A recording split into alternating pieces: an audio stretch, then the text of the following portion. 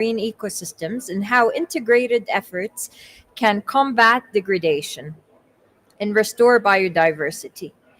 Over the next 90 minutes, we'll hear from NCW experts on cutting edge initiatives and cross sector collaboration. Let's begin with our opening remarks. Please join me in welcoming Mrs. Grethel Aguilar, Director General of IUCN, to introduce this session and share IUCN's commitment to supporting biodiversity restoration.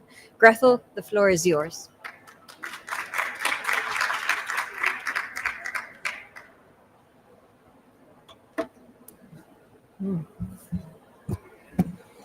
Salam alaikum. Good afternoon, distinguished guests. I would like to begin by extending my sincere gratitude to the National Center for Wildlife for hosting this session in the IUCN Pavilion at this COP16. So thank you. Thank you very much, Dr. Kurban.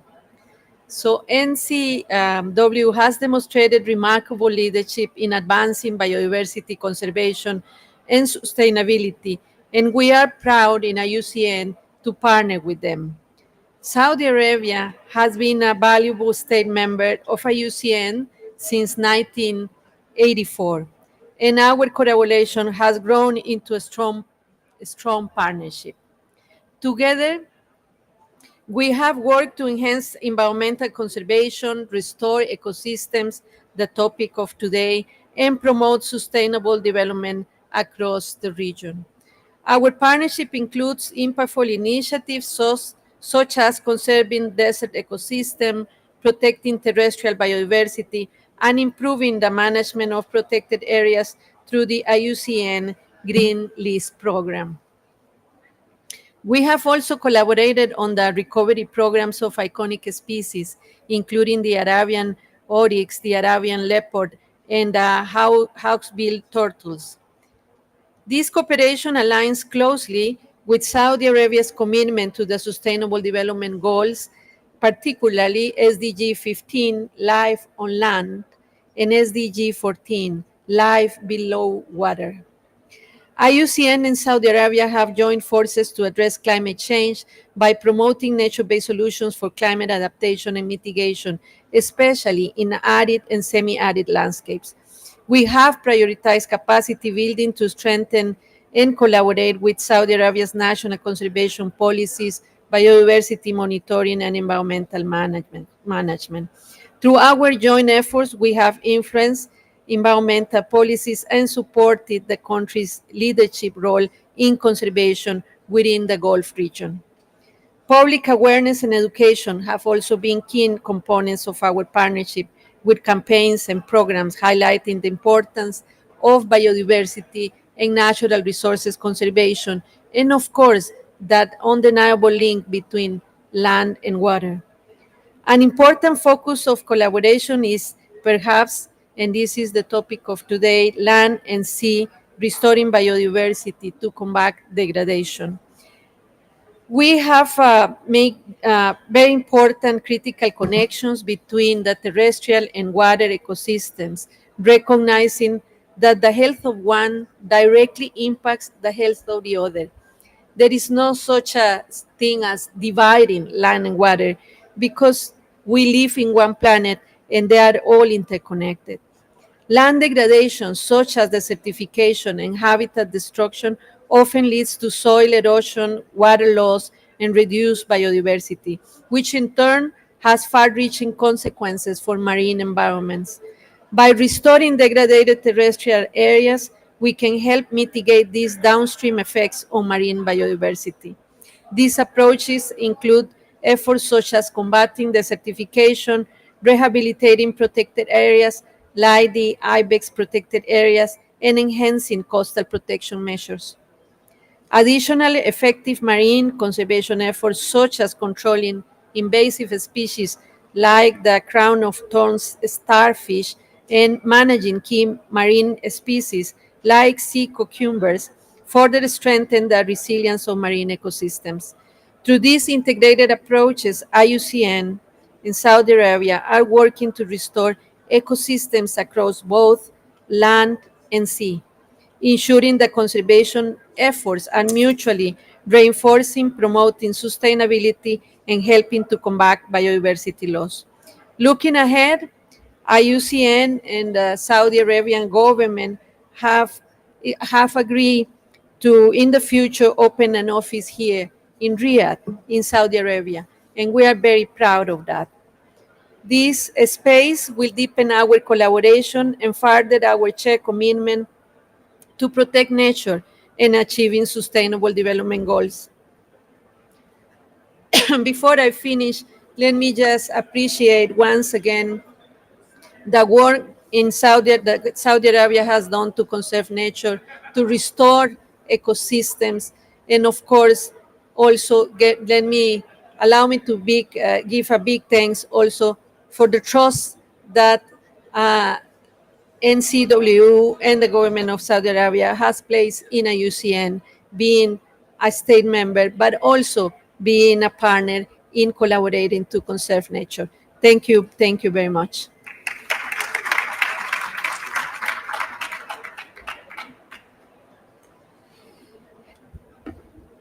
Thank you, Gretel, for that inspiring introduction and for highlighting the importance of collaborative restoration efforts. Next, we have Dr. Mohammed Gurban, the CEO of the National Center of Wildlife. Dr. Gurban, please, the floor is yours.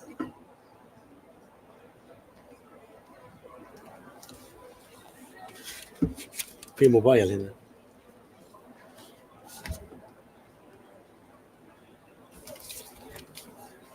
Okay, welcome all of you in Saudi Arabia, and we are very glad that you have you here. Can you hear me now? Okay. Assalamu alaikum wa rahmatullahi wa barakatuh. I would like to welcome all of you in Saudi Arabia and welcome to IUCN, Grethel and her team again to have another collaboration together.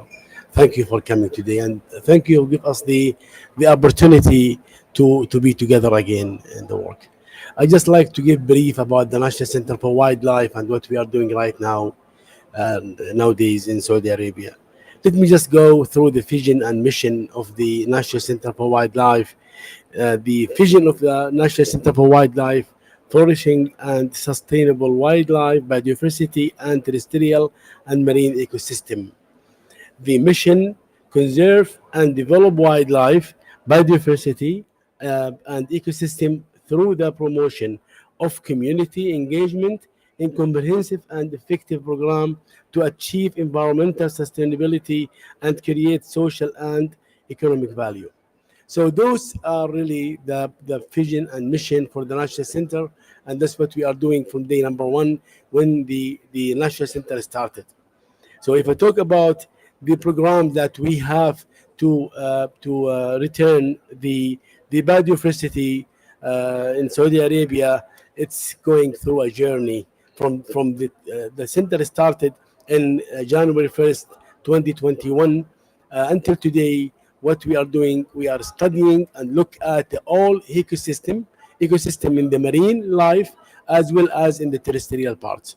So if we have the information and we understand what the biodiversity we have, what is missing, so in order to start up with the baseline for the marine as well as the terrestrial, and this is what we did from day number one. So we start number one with the protection. As you know, Saudi Arabia announced the 30% protection, and we believed on it before the whole world started that. That His Royal Highness the Crown Prince Mohammed bin Salman announced the 30 by 30 marine and terrestrial in 2021 in the first Saudi Initiative conference we have in Riyadh. And since that day we start to work on the design of this protection in Saudi Arabia. So it has been designed, approved. Nowadays we talk about the wildlife, the protection now we have in the terrestrial part used to be 4.2. Now we talk about 18.1, and for the marine used to be 2.5. Now we talk about 6.5, and just about to have it up to 15 very soon. So we have a plan to work on this in 2025. we need to finish a goal, and 27 and 2030. By 2030, for sure, we will have the 30 by 30 in Saudi Arabia. Okay, is it just to announce and talk? No, it's a real protection. And if you I invite all of you to go and visit the green zone where we have the exhibition for the all the centers and royal protected area, and you can see really that this protection area or protected area, it's in real protection of the green, of the plants ecosystems, plus the biodiversity in the area.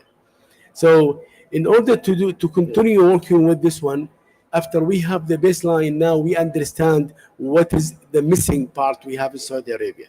So we start to work on the all type of mammals in the terrestrial part, and we need to find out which one is threatened, which one is extinct, which one is invulnerable, and which one is available in the floor. So in order to do this, we start to have breeding centers. So we have two breeding centers in Saudi Arabia, and now we are building one of the biggest breeding centers in the Middle East, just about to finish, to have all the type of protection of breeding center for different organisms that they are threatened. Beside that, we need, in order to have breeding center and release organisms, you need to control and you have the sustainability. So we are the first country in the region to organize the hunting in Saudi Arabia.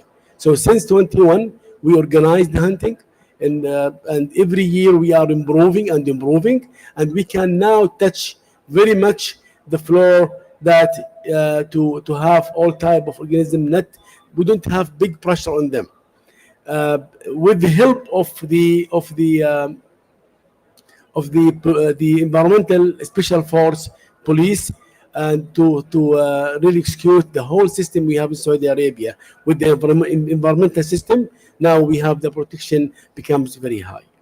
If you go to the reintroduction of the organisms, I give just one example of the cheetah. Cheetah is already extinct, not anymore in Saudi Arabia, and the last scene of this organism almost 90 years ago. Okay, now we have discoveries. We found the mummies of cheetah, the age of the mummies from 1,800 to the youngest one we found is 120 years. This lead us in the research to find out what species we have. We find two species, not just one. One is the African, the Sumringi, and the other one the Asian. So this make us very brave to reintroduce those species, and we had the breeding program for cheetah, and we celebrated the 4 cheetah. Now they are 1 year old, I believe. We have news, but I don't want to burn it now because Ahmed, look at me. I will not announce that anymore now. But we have good news about cheetah, and we already put strategic plan, and of course we're gonna share it with IUCN to approve it, as I discussed a minute ago with the steward. Plus, we need, of course, to have the protocol of release them in the nature. So we're gonna put it the first release as a pilot study in 2027 in fenced area. Then after that, in 2029, we will release some of those in the nature, and we're gonna follow them, of course, by the tracking system until this program succeeded on the floor. So this is one example. Still, we have the caracal, we have the different type of species. Now we're just about to start the breeding center for birds, and we are looking for the birds that really missing in the or threatened, and we need to breed them and protect them. And beside, the other protection that we have is on the floor to stop hunting, to stop damaging the environment, and we are chasing anybody doing illegal work. With all those items, we are trying to go and reach to the area where we have the equilibrium in Saudi Arabia. Of course, we are not just stopping on doing the reintroduction. No, we have a team. We call them the team of sustainability. They are following, monitoring all the time, all the species, and on the floor. Even we have a team. We call them the Bawariq. Those are the commandos of wildlife. Those just their job to be in the wildlife all the time, chasing and looking and monitoring whatever we have on the floor. At the end of the day, the monitoring and the studies is ongoing in the National Center for Wildlife for the terrestrial, for the marine, both, and we are trying to following up all the biodiversity that we have on the floor. Of course, the collaboration that we're gonna have with IUCN, it will add big value to our work, and this is where we are going to do. And maybe our gathering today, this is the first work to have together or collaboration together and to announce a new response plan. But many are coming in the future. Of course, we have agreements now with IUCN, and very soon it will be executed. And from here, the National Center for Wildlife working for to have the wildlife in Saudi Arabia back as it is, and of course in collaboration with the international organization like IUCN. Again, I would like to thank you. I don't need to talk too much because I have my colleagues, they will talk about some ideas and some information. Again, thank you so much, Kirthil, Dr. Hani, and Stuart, and all the team to have this opportunity to just discuss important point about the wildlife in very important conference that adopted by Saudi Arabia for the first time. And I hope you will enjoy the rest of the days in Saudi Arabia. Thank you so much. ترى هذا قاعد يشتغل بس قاعد يشتغل.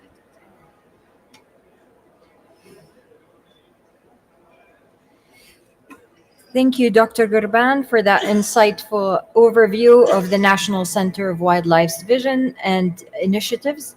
Our next speaker is Mr. Ahmed El Boug, General Manager of the Terrestrial Doctorate at the National Center for Wildlife. Mr. El Boug will delve into the terrestrial biodiversity restoration efforts being undertaken in Saudi Arabia. Mr. Ahmed, over to you.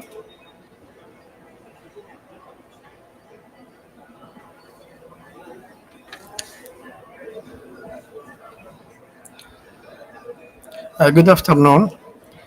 I will just go in this brief about the terrestrial restoration, linking habitats to combat desertification in the Kingdom of Saudi Arabia. So when we see looking for the factors degrading the ecosystems in Saudi Arabia,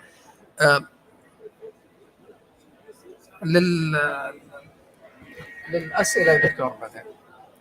So this is about the factors degrading the ecosystems in Saudi Arabia. We're talking about the habitat loss, the overuse by overgrazing or habitat degradation, climate change, the invasive species, which is the second main factor of affecting the ecosystems and the biodiversity, the unsustainability, water management, plus the pollutions. Actually, we also looking to the general view of the restorations, starting from the habitat restorations, the NCW approach, going through the cascades from the addressing causes of degradation at multiple scales, identifying clear and measurable targets and goals, resourcing and long-term managements, taking an adaptive management approach, addressing all levels of biotic components and selecting the site-specific restorations and looking for the sustainability. As the CO mentions that we are planning for 30 by 30, reaching to 30% of protecting terrestrial and marine. My colleagues, Abdullah, he will give the details of these promising programs in Saudi Arabia. I just want to say that in general, we are not looking just to nominate the protected areas, but we are looking for the ecological connectivities between those protected areas. So far, by 2030, we will reach to 30% protected terrestrial and 30% protected seas in within Saudi Arabia. And that's plus to this about 20% or a little bit more than 20%. It will be the safe corridors to secure the ecological connectivities in betweens. So we also looking for the rehab for the affected habitats within the protected areas by restoring the native endangered species, and we are looking for the country as one package, actually looking for the meta populations. For instance, we taking care of different species, as Dr. Muhammad just mentions. We do have the captive breeding centers for native endangered species, and some of those, like the Arabian oryx, it's been downlisted in the IUCN category from extinct in the wild 4 degrees up to the vulnerables, depend on all the work has been done on these species. Actually, okay, nice, great. Thank you. So the Arabian oryx, we worked since 1986 actually in these programs. The first 3 introduction programs start in 1989 in Mahazat al-Said, which has been converted later on to become Imam Saud bin Abdulaziz Reserve. And from the beginning, we thought about the meta populations, and we reintroduced it in the central of Saudi Arabia, south of Saudi Arabia in Uruk Bani Ma'arad Reserve, and recently in the last 3 years, we reintroduced it in the north of Arabia and also in the central east of Arabia. So nowadays we can see that the meta populations of the Arabian oryx has been established in all the historical range of the species, and we reinforce to allow the diversity in the genetic points, and also later on it will be naturally habitat. So I will just give a quick brief about the Ibex Reserve, a successful example of restoration. The idea of the area of this reserve. The area of the reserve, it's 1,840 square kilometers, and it's hyper-arid deserts. And this ecosystem is critically important to the Kingdom of Saudi Arabia, supporting numerous endemic floral and faunal species and providing key ecosystems services. So this actually, it's close to Riyadh. It's about less than 2 hours southwest of Riyadh. So the key restorations activities in Ibex Reserve, we address the removal of waste and containments, maintaining and restoring the key habitats that have been degraded due to invasive species or overgrazing or the human activities.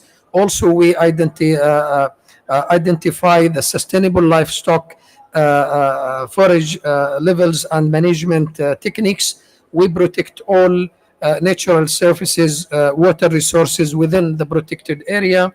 And also we have the invasive species and stray animal management control plan. And we reintroduce of ungulates such as Idmi gazelles, the Arabian gazelles, and also the griffin vultures. So we establish a sustainable population within the reserve, and we promote the sustainable tourism practices. So this, it will be the last slides to show. I will let the floor to my colleagues to give more details about the protected areas and other topics. Thank you very much.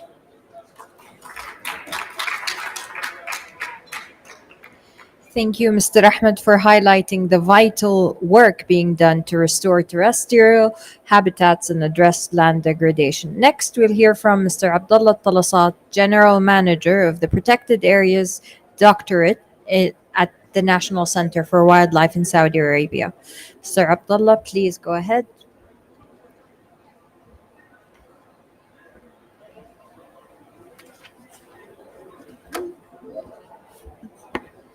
Assalamu alaikum wa rahmatullahi wa barakatuh. Thank you all for having you here. As to carry on our presentation, I'm talking about protected areas as a pillar of biodiversity conservation. When we select and design protected areas to conserve a country biodiversity, we keep the following ecological consideration in mind: biodiversity significance, ecosystem representation, and connectivity, and also climate change resilience. We prioritize the areas with the highest biodiversity, such as natural freshwater wetlands, isolated mountains, juniper woodlands, etc. Unique ecosystem types also that are not found in the countries, not found in other countries, and endangered and endemic species. We ensure that all ecosystem types are represented within the protected area network. Within the protected area network. Within protected area networks. Also, we improve the connectivities and between the protected area to facilitate species movements and gene flow. We also improve, yes, we also improve, okay, we also improve the climate change resilience. We factor in and expand climate change impacts and plan for adaptation strategies to ensure the long-term viabilities of the protected areas. In our system plan, national system plan, protected area, we taken into account the most important biodiversity hotspots. If you can see in the left map, it shows that more than 500 hotspots along the kingdoms to show that the most important biodiversity distribution in the kingdom. So also we took consideration the ecosystem representation or ecosystem types. So protected areas contribute to biodiversity conservation in the following ways: ecosystem protections. Protected areas safeguard vital habitats for a vast number of species, from the critical endangered European leopards to delicate orchid. Also, protected area maintains ecological processes by ensuring the essential processes like nutrient cycling and pollinations and dispersal continuing. Another part, we also consider the species conservation, like protected area provides safe havens for endangered and endemic species following their population to recover. Also, they help maintain genetic diversity within a species, which is essential for their long-term survival. And protected areas maintain ecosystem function and benefits, often called ecosystem services. They regulate climate, woodland, grassland, mangroves, etc., helping to mitigate climate change. Also, they purify water, waterland, watershed, and underground aquifers, and other protected areas filter waters. Also, the protected area conserve soil, like woodlands and grassland in protected areas, prevent soil erosion, protection water bodies, and agricultural lands. In conclusions, protected areas serve as critical pillars for conserving biodiversities, safeguards ecosystems, and maintaining the interacting balance of life and earth. By preserving habitats and supporting diverse species, these areas not only protect our natural heritage, but also ensure essential ecosystem services that sustain human well-being. As global challenges like climate change and habitat loss, the commitments to expansion, effectively managing and integrating protected areas into border conservation strategies becomes increasingly vital. Let us continue to recognize their value and work collaboratively to strengthen these natural scenarios for the benefits of current and future generation. Thank you so much.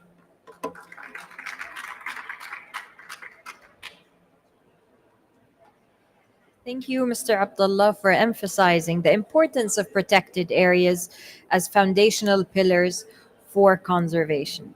We now turn to marine side of biodiversity conservation, and we welcome Mr. Abdul Nasser Qutb, General Manager of Marine Doctorate at the National Center for Wildlife in Saudi Arabia. Please join us.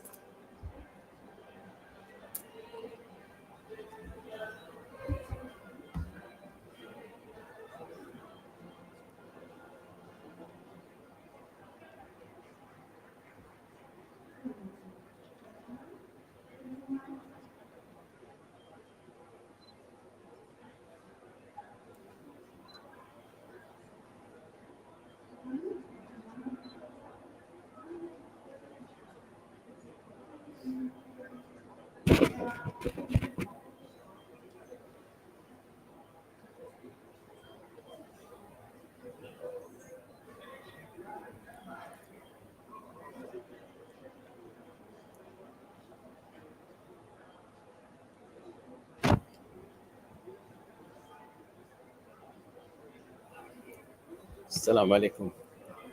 بس ننتظر الشريحة. السلام عليكم ورحمة الله. Hi everyone. So we will wait for the, yeah, okay. So actually our topic today, we will talk about the National Response Plan for managing crown of thorn starfish outbreaks.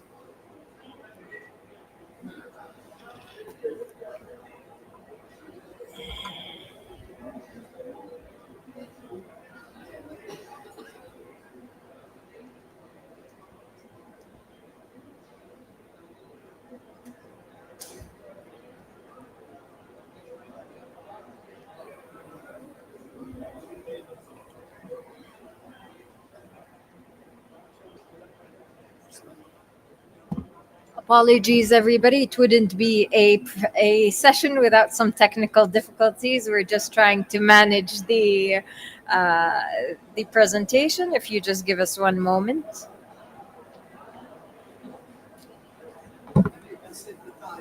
Yeah, actually, so let's have a brief. Let's have a brief of the Marine Division and the strategic focus area. Actually, if we see the slide, so probably we will go through the strategic focus area of the Marine Department in the National Center for Wildlife, that focusing on marine habitat such as coral reefs, mangroves, seagrass, and islands, and also deep sea biodiversity. And probably also we have, as well as the marine species. So we have the turtle, dugongs, dolphins and whales and seabirds. And also the monitoring, we have the biodiversity monitoring, satellite monitoring actually, and the marine protected areas. And also we have the emergency response for oil spill, and also mass mortalities and the marine vessel stranding. And also we have the crown of thorn response that we will deal with it in the next slides. And actually, I want to go through that. What NCW is doing now, there's a huge project that NCW delivering right now as an ongoing project and also a future project. So we started in 2022 to have a full survey along the coast of the Red Sea and the Saudi coast with Ocean X, with collaboration with King Fahad University, KAUST, King Abdullah University of Technology, and also King Abdulaziz University, to have a full picture. So what we have as an ecosystem and biodiversity in the coastal and in the deep water. And we also conduct, last year, we had like a full survey along the coast of the Red Sea to assess the health of the coral reef and the biodiversity. And also in the future, we have a lot of projects that dealing with rehabilitation, especially in the nesting area, the rehabilitation, also the discarded fishing nets along the islands and along the coast. And also we are applying this in the Arabian Gulf, actually. So we have a full cover of the biodiversity and the ecosystem that we have in the Red Sea. So to know what to preserve, so we know the baseline of what we have. So at least we can lead to a sustainable protection in the future. وين هذه؟ ما في؟ Okay. So when I said about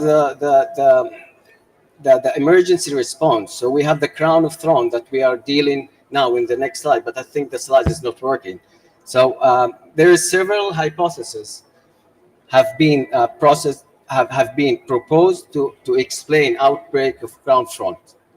So such as increased of nutrient from anthropogenic source, and also decreased abundance of caught predators, and also oceanic current believe that it leads to rapid population growth.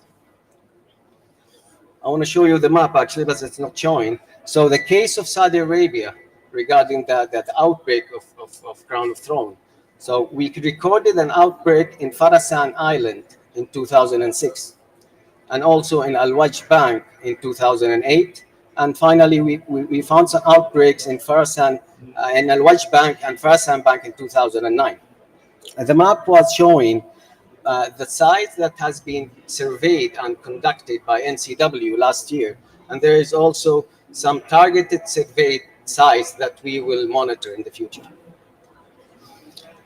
In December 2022, NCW conducted the first workshop in Saudi Arabia on crown of thorn outbreak management to deliver a national response plan in collaboration with international and stakeholders.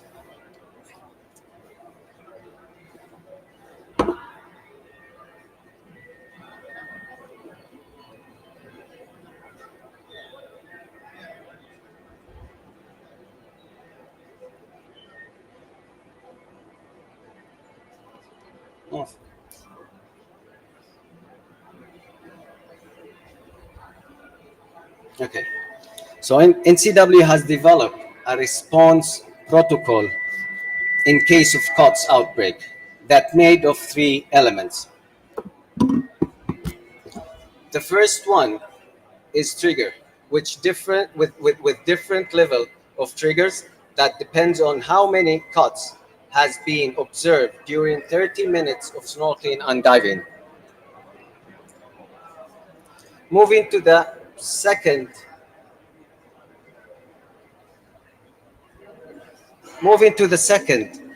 element of the protocol.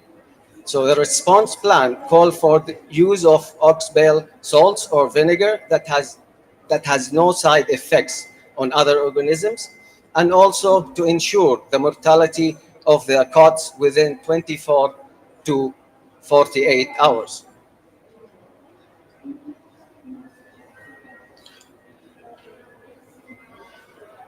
So reaching the last element of the protocol is the program management. So team deployment, procedure, and stakeholders' involvement and independent action, protocols of chemical preparation and injection, and finally, the supporting material.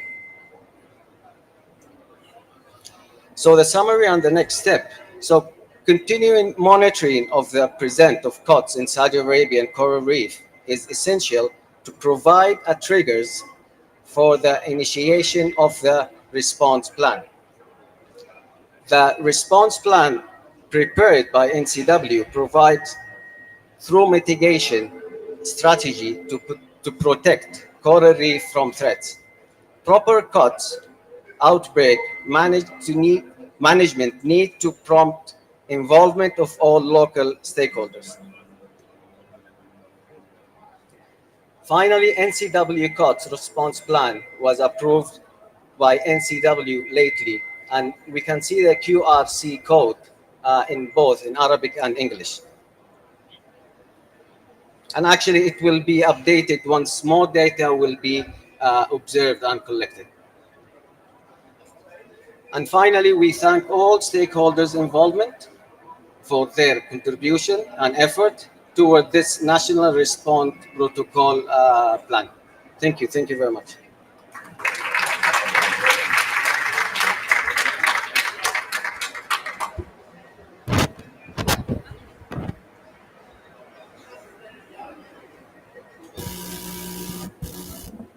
Thank you, Mr. Abdul Nasser, for providing a fascinating overview at the innovative strategies being employed to safeguard marine ecosystems despite the technical difficulties. I would like to invite now Dr. Hani Shar, Regional Director of the IUCN, to join us.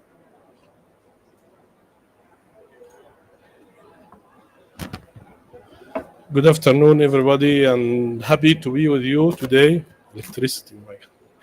So I'm pleased really to be with you and to work together with the NCW and the colleagues from NCW shows their work in terrestrial, marine, and all the amazing work you saw. Also, I would like to share with you how is IUCN is working on the region, and I would like to start from the title of the pavilion. Unite for Nature. So this is our methodology in the region and in the global now. We're trying our best to work closely with our state member, to work closely with all the relevant stakeholders and partners to implement what we agree together during the Congress. So we sit together during the Congress and we review what is needed and the actions needed to conserve and to protect nature. And this is why we call the pavilion as well home of the nature of the union, home of the union. So all the parts of the union we believe now in this session as an example are exist. The state member is here, the commissions, the scientists, and also the secretariat, the regional office, trying to collect all of this work and work together to achieve what we plan. IUCN play a major role in bringing countries and organizations together to address shared environmental challenges. I will speak here a bit about the challenges we are facing in West Asia region. As you know, the region is arid, hyper-arid region.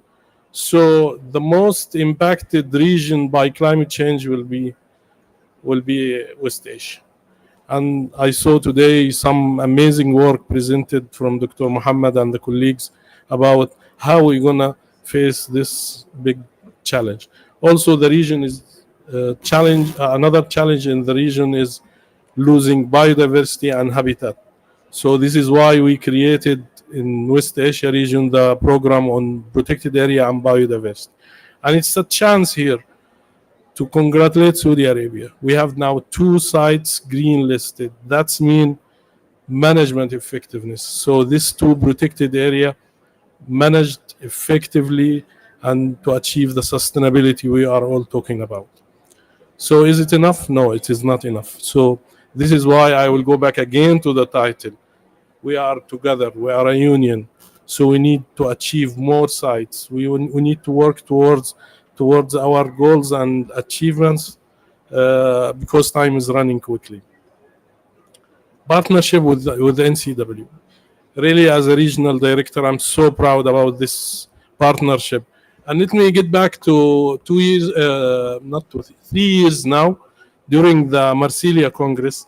I don't know if you, Dr. Ahmed, remember or not, but Dr. Kurban, I met him the first time. It was in Marsilia Congress.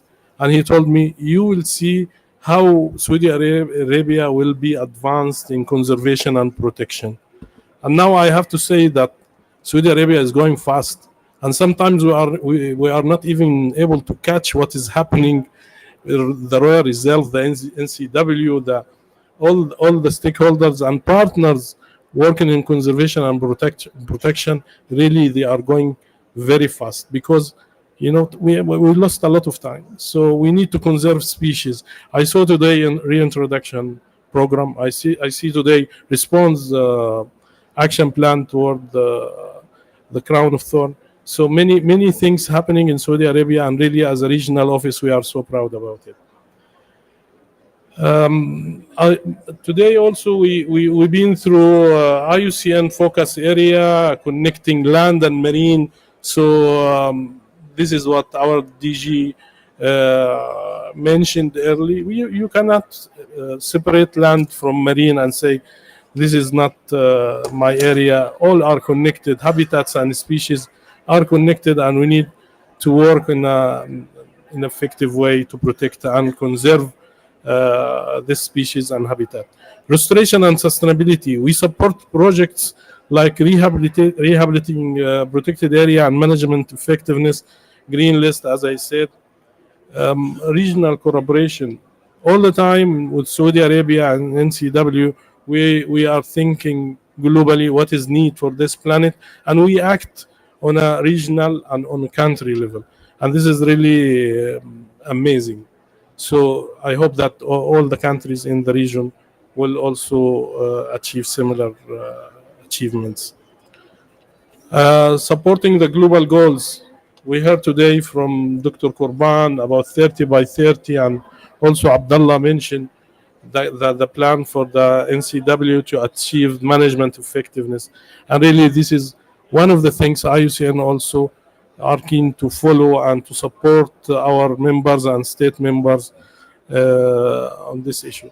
Let me close with something on a personal level. I'm happy about it. The new generation in the NCW. I'm so proud about you. We've been together during the RCF, and we organized a very successful RCF in the region. But really, I'm proud, Dr. Muhammad, about the young generation in the NCW. They are very well educated. You know what they are doing. And I'm sure in a short time they will achieve, and they will be experts. The region can all benefit from this experience. Let me end with introducing the response plan my colleague Dr. Abdullah presented. It's really one of the unique response plan as IUCN. This is the first publication we cooperate with the center to be published in the region. But meanwhile, I would like to highlight some things. It's a science. It depends on science. Thank you so much. So you will find here the response plan. I read it carefully last weekend and the week before. It's really using the science to protect and conserve coral reefs. Maybe because I'm the regional director, I need a lot of this. We need a lot of action plan and response to climate change and the things affecting our biodiversity and habitats. So as you can see, and I agreed with Dr. Muhammad, we will go for different publication, and we were discussing before the session how we can increase such response to the threats our corals and habitats and biodiversity are facing. Not just reintroduction or restoring habitats, but also now the center are working on such very scientific issues with the scientific methodology. So I'm sure Dr. Muhammad also wants to say some words about this response plan, but I would like to end with something really, again, related to the title of this pavilion. Let's be together. Let's work together.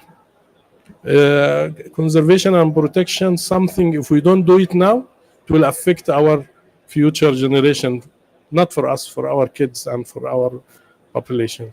Thank you so much. And really, Dr. Muhammad, I'm so proud about the publication, and I hope that we have a lot of things to be presented in the Congress, inshallah. Thank you so much. So, Muhammad, you want to say something about the Crown of Thorn response plan? Thank you, Dr. Hani, and my colleagues as well. The reason we start with this publication or this booklet as a response, this is the beginning. I discussed with Dr. Hani and a minute ago with Dr. Grethel and Stewart as well. We would love really to have more items coming for the marine area, for the terrestrial locations that we have in Saudi Arabia, especially with the biodiversity. If we go through the proper channel, I just heard from Dr. Hani, IUCN, they have more than 18,000 scientists. Oh my God. You have all this. This is treasure. This is something very important. So we need to work hand in hand together with you guys in order to go through the proper channel. The reason behind this to go through IUCN to tell us this is the right track or no, you need to make changes. And by the way, those items need to be updated, and we're gonna agree that with our colleagues and IUCN every how many years? 5 years, 3 years, it needs to be updated.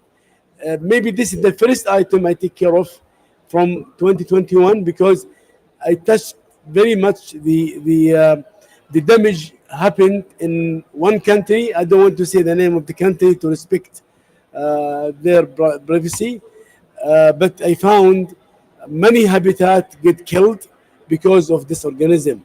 And if you tell you something very important, crown starfish, very important to our net for our natural life, but in very limited number.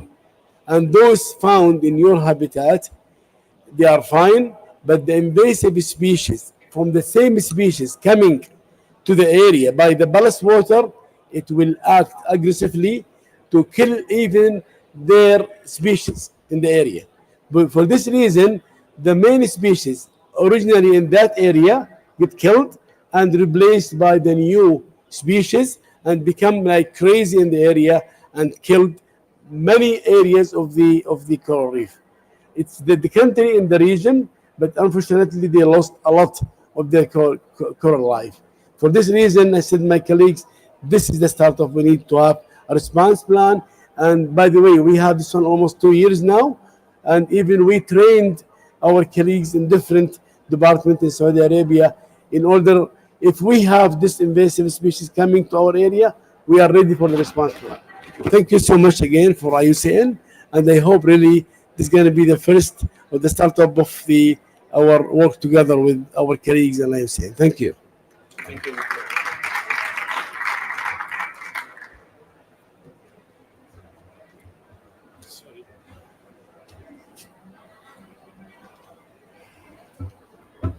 you. Thank you, Dr. Hani and Dr. Gurban and the NCW team for unveiling this groundbreaking protocol and sharing its significance with everybody. We now open the floor for an interactive Q&A session, and I invite the speakers on stage. If you have any questions for the team, please raise your hand and we're happy to address it.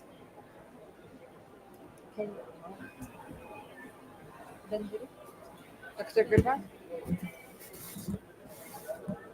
Is it?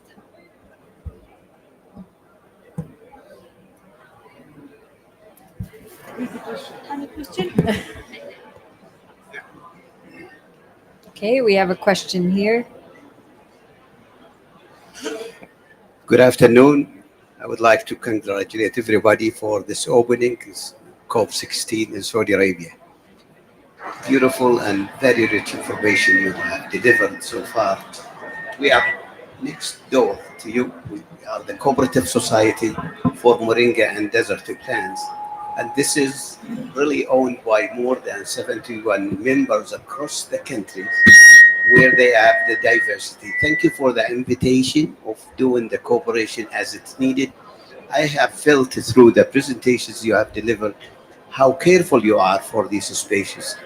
One of the technology we can deliver is the tissue culture technology. And I'm sure you are the one who knows what these species would like to eat.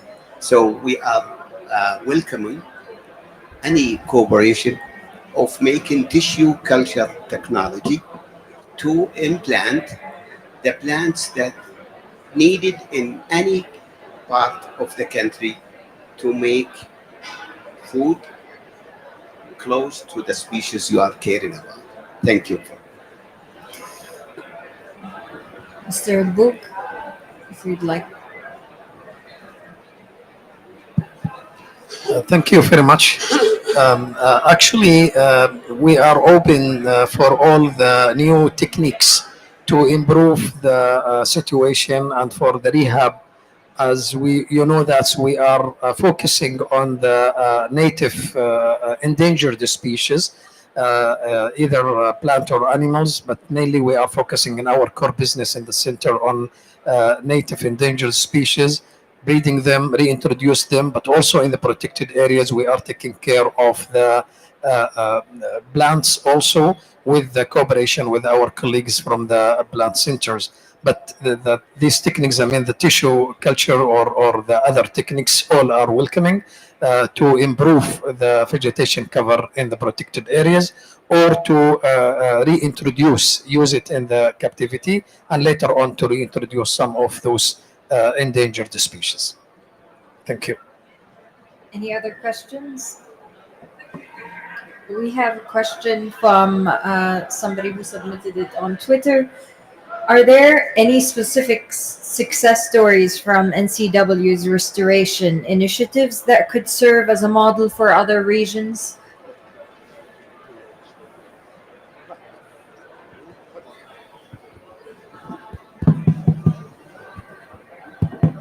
Okay, good question.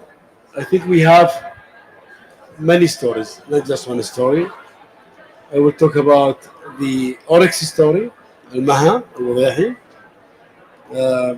Was introduced earlier by our colleagues in almost more than 30 years.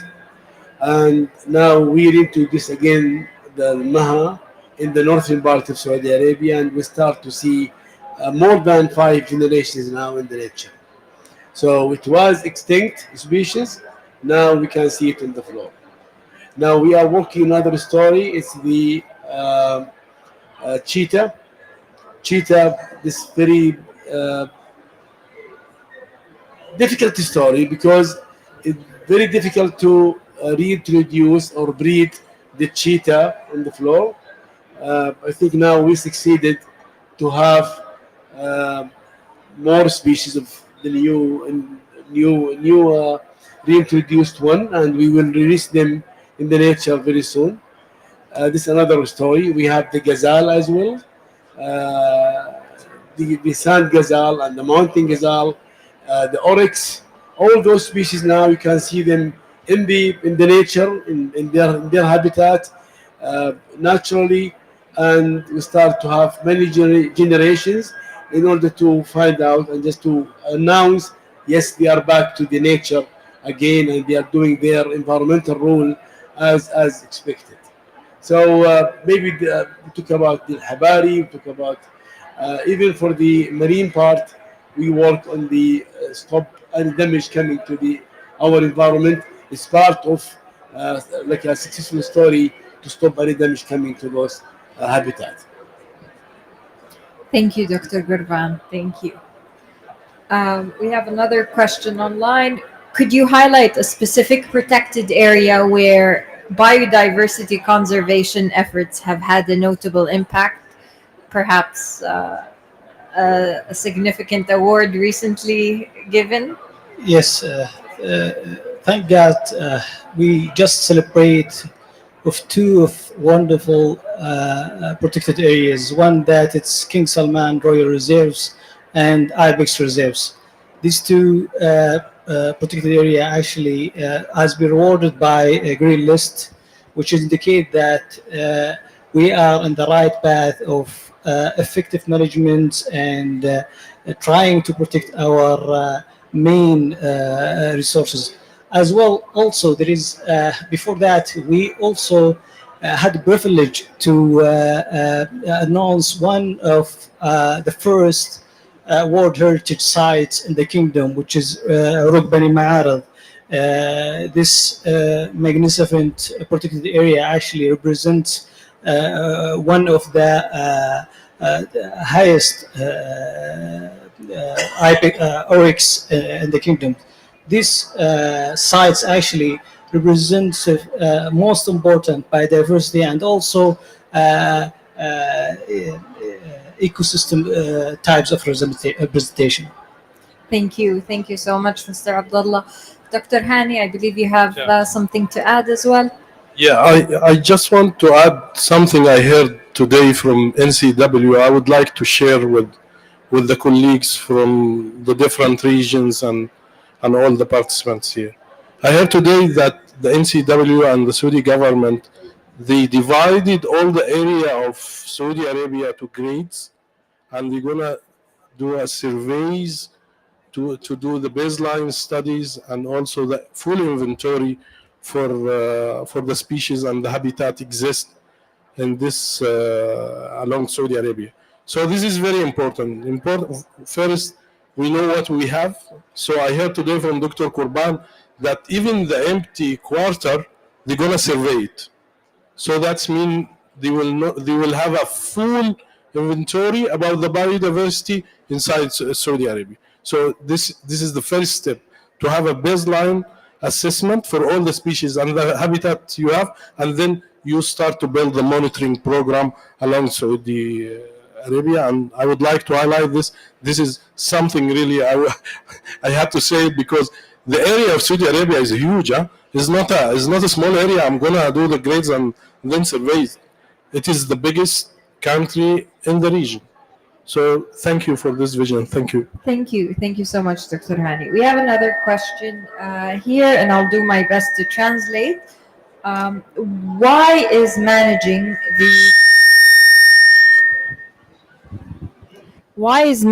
the crowns of thrones starfish crucial or important for protecting the coral reefs, and how does this protocol represent an innovative solution? Mr. Abdul Nasser.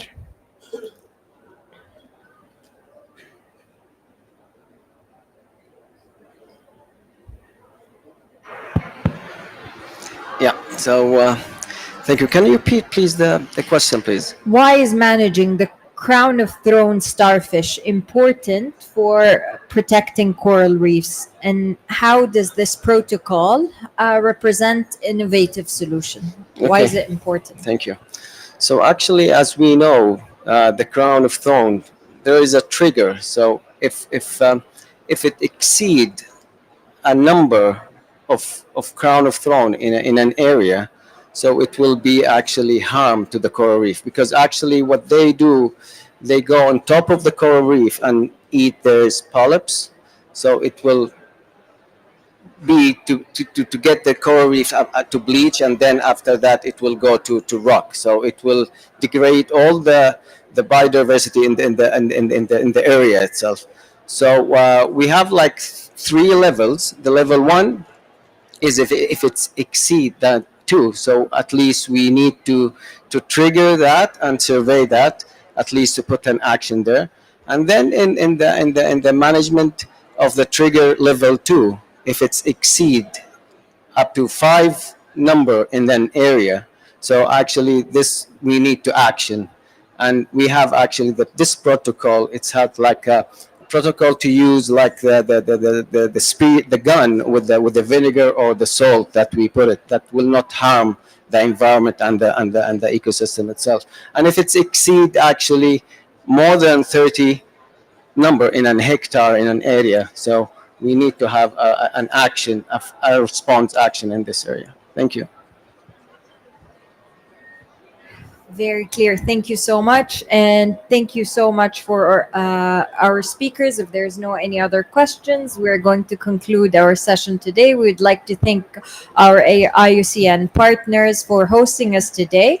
And before we let everybody go, we have left everybody with the Wildlife magazine. This is the first edition in English, and the third edition is also available in Arabic. We have the QR code in the back with our partners. And thank you all for participating. Thank you for our speakers.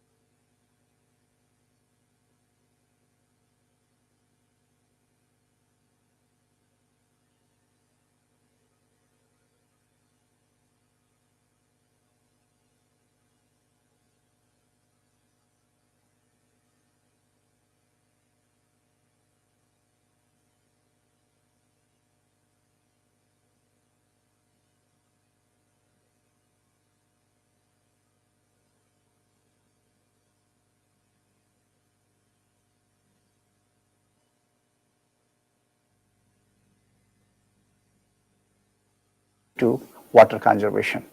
If you want to green this area, if you want desertification to stop, if you want flora and fauna to come back, it is very important that we make water available. Let me recall one case study in Gujarat. As you all know, Kutch is one of the most dry region, arid region of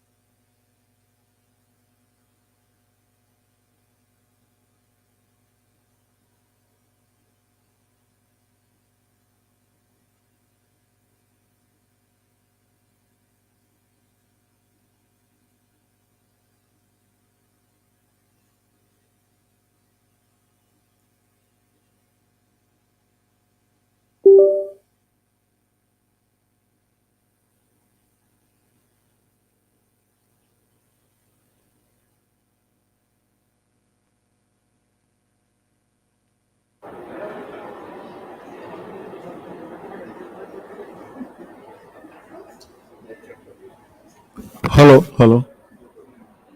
We will be starting very soon. Just waiting for the Honorable Union Minister Bhupender Yadav, sir. So he's busy with some ministerial final comments. So I think he's expected in next 5-10 minutes.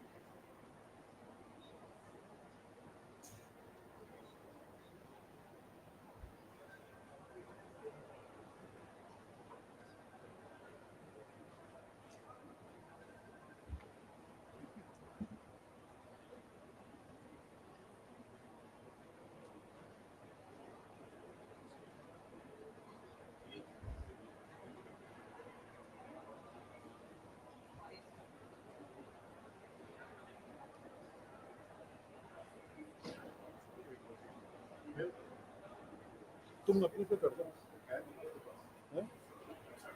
नहीं तुम अपने से email कर दो.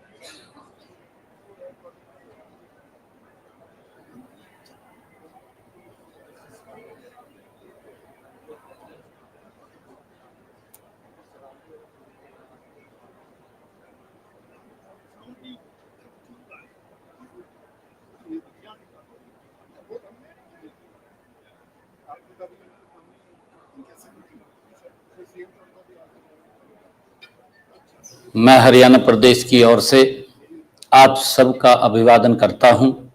हरियाणा वह पवन धरा है जहां वेद लिखे गए और भगवान श्री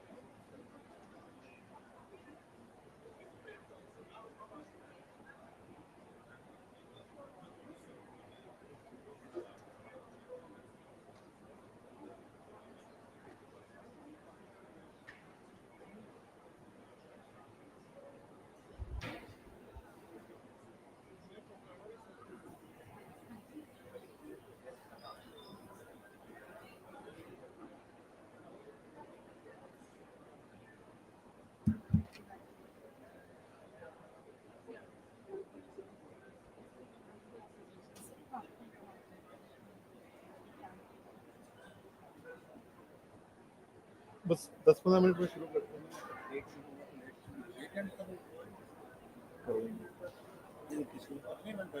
होगा उसको लेट कराना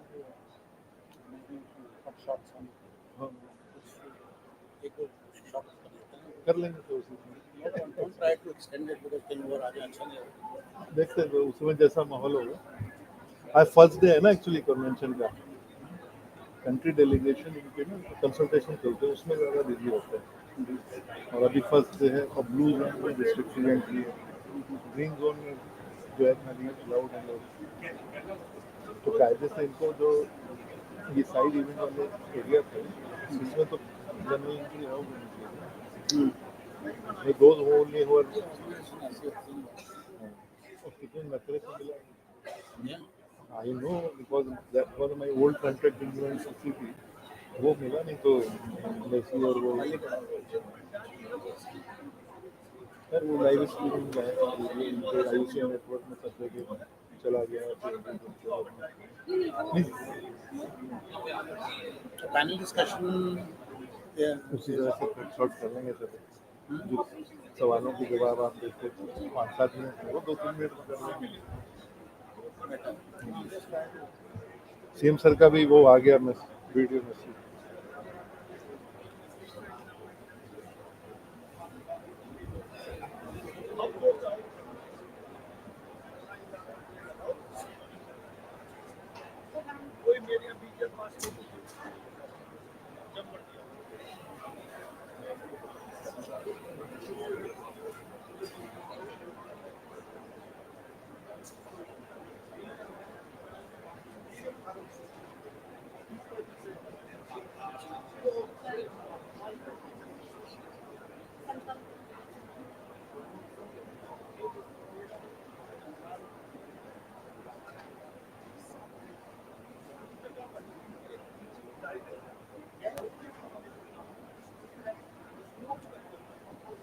Good evening to everyone.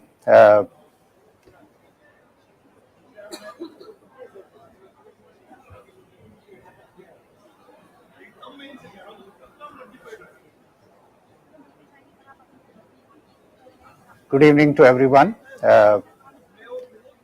Today's session chair, Mr.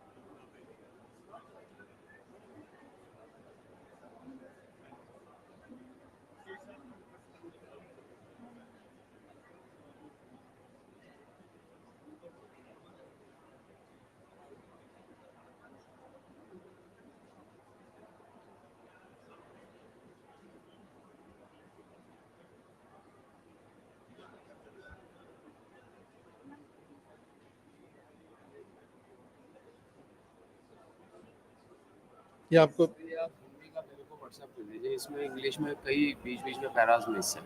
अभी एक पैरा मैंने बनाया तो दूसरा भी नहीं दिख रहा। ये 3 तो लास्ट के हमने आपको, मैं उसके आप मेरे को हिंदी का पूरा भेज दीजिए अपना।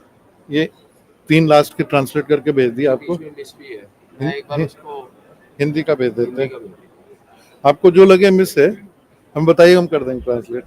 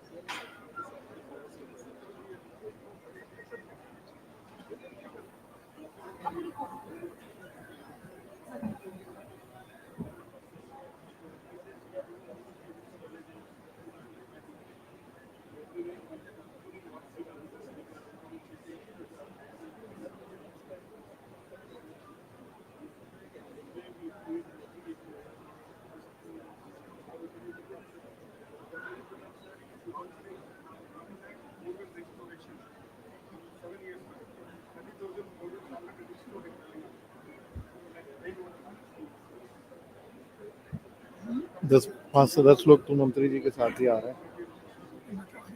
हाँ, मंत्री जी आएंगे, उनका एमए वाले कोऑर्डिनेट कर रहे हैं।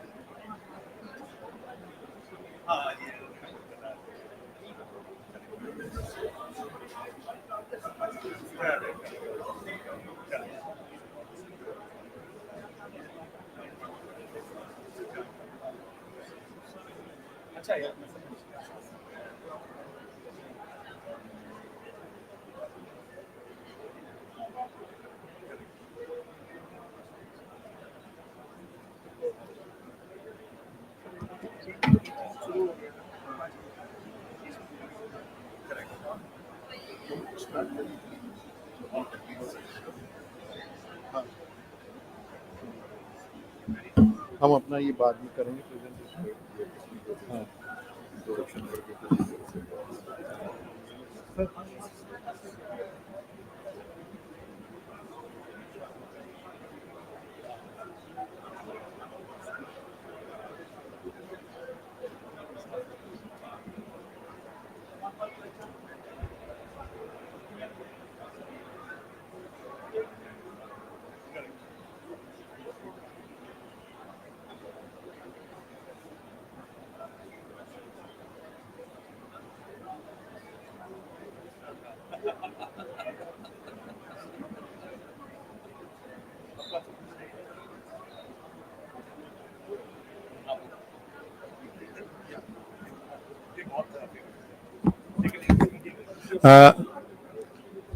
good afternoon, everyone. And as Honorable Union Minister is right now stuck up in another meeting, which is likely to take 10-15 minutes. So we are starting with the technical session first and the keynote address, and which we had planned in the beginning. Once Honorable Minister joins, then our Haryana Forest Minister Rao Narveer Singh ji and other keynote addresses. That time we will take up along with the exact presentation on the Aravali video and all.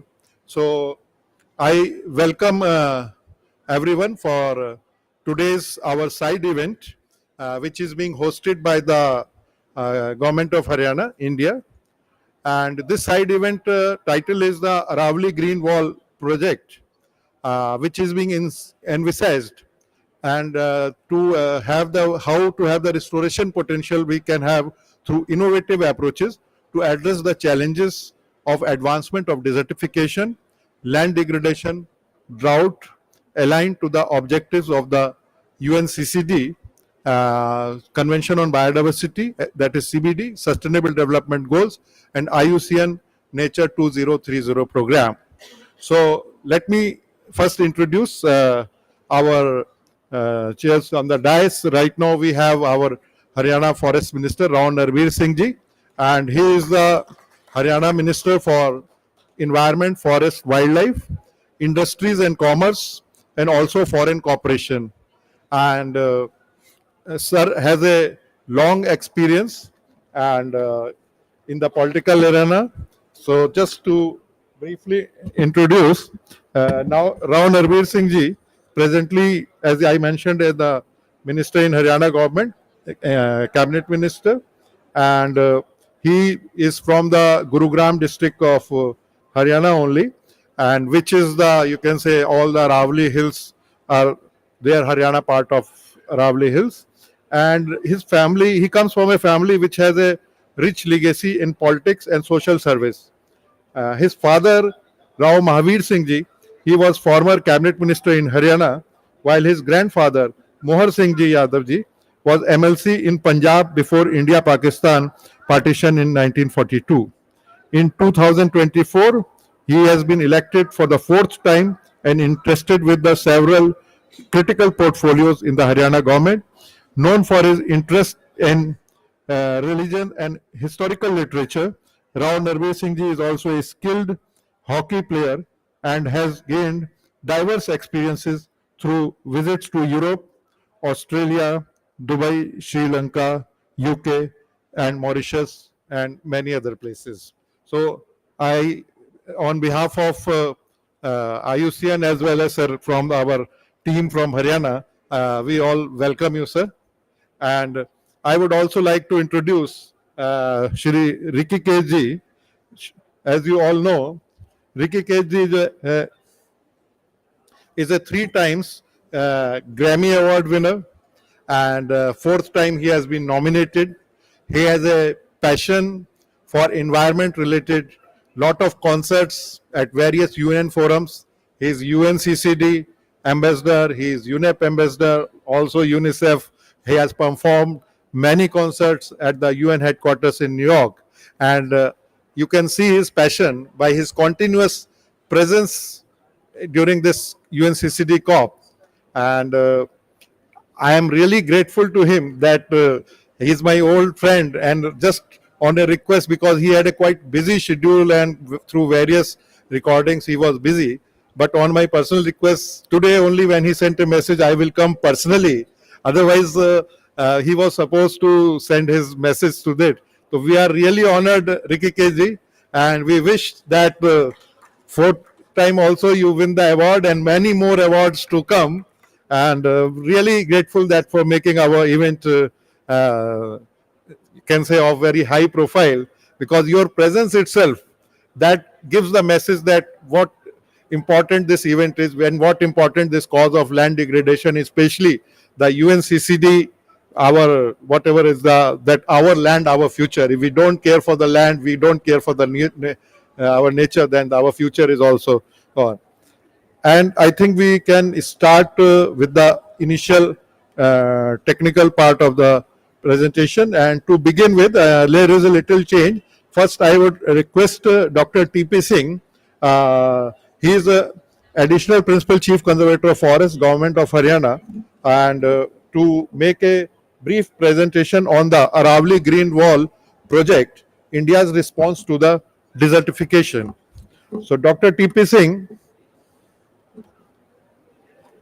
is an officer of Indian Forest Service, and he has also experience of more than 28 years, and he has been also been with the Indian Council of Forestry Research and Education, and he has done his PhD also in climate change from Canada, and has been quite active and related to the carbon markets and all this is expertise. And so welcome Dr. T.P. Singh and for your presentation.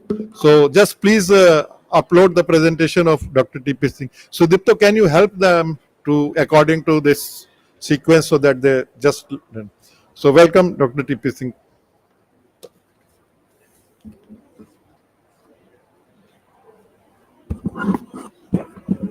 Thank you, sir.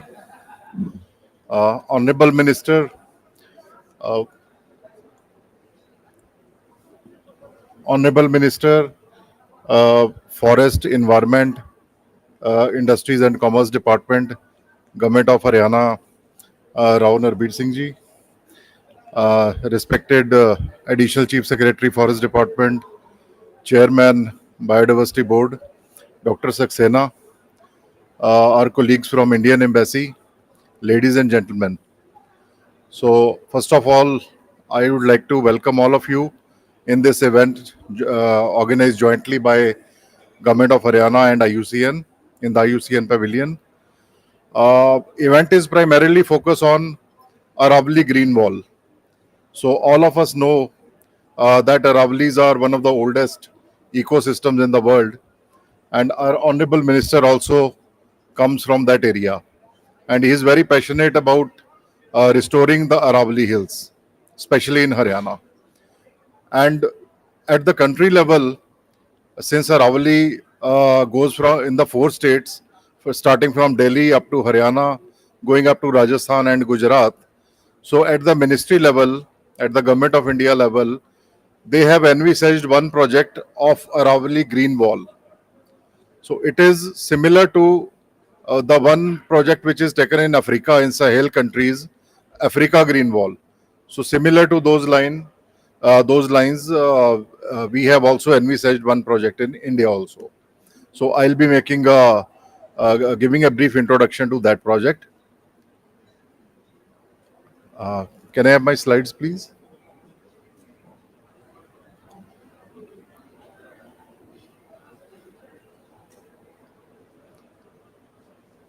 So while the slides are being uploaded, I would just like to bring to your notice that Aravalli Hills in Haryana, they traverse in 6 districts of southern Haryana, which are all part of the NCR region: Gurgaon, Faridabad, Mewat, Rewari, Mahendragarh, and Dadri. So these districts are part of NCR region, and uh, they are having pressure from lot of developmental sectors like town and country planning, like mining. All kind of pressures are there on those Aravalli Hills, and we really have to strike a balance in ensuring sustainable development of the region. And Aravalli Green Wall is an effort in that direction.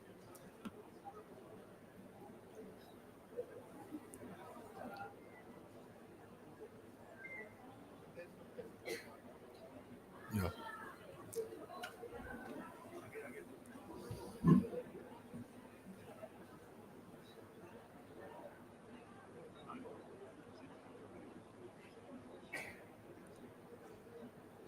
Yeah, this is the one. Yeah. Next, please.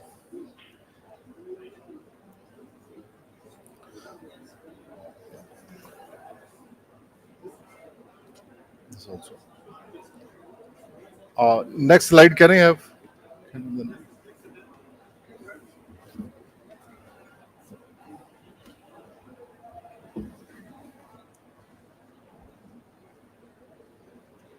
You just go forward, yeah? Yep. Okay. It should work, hopefully. Okay. This project, Aravalli Green Wall. Yeah. This Green Wall project is mainly focused on combating desertification in the northwestern part of India. As I told earlier, also Aravalli Hill traverses from Delhi and goes up to Gujarat. In local languages, we call it from Porbandar to Panipat. Aravalli Hill goes. So this project focuses on that area. All the 4 states will be covered by the ministry under this project. As I told, the ministry has taken this initiative, and the prime focus is to demonstrate the LDN achievement. LDN is land degradation neutrality. So the UNCCD as a convention, they want to achieve land degradation neutrality by 2030. So our whatever land degradation is taking place, it will be compensated by the restoration efforts by year 2020, and this project is an effort in this direction. It is similar to the one project which is being implemented in Africa. That Africa project is in Sahel region and in about 15 countries that is being implemented. And in India, we have taken motivation from that project. And what are the steps in a Aravalli Green Wall project? First of all, we are identifying degraded lands in the Aravalli region. Then the degradation process analysis will be done, that what are the causes underlying that degradation, and then quantifying and locating workable degraded lands. There are some lands where some initiatives can be taken. There are others where nothing is possible. So we'll be identifying those target areas.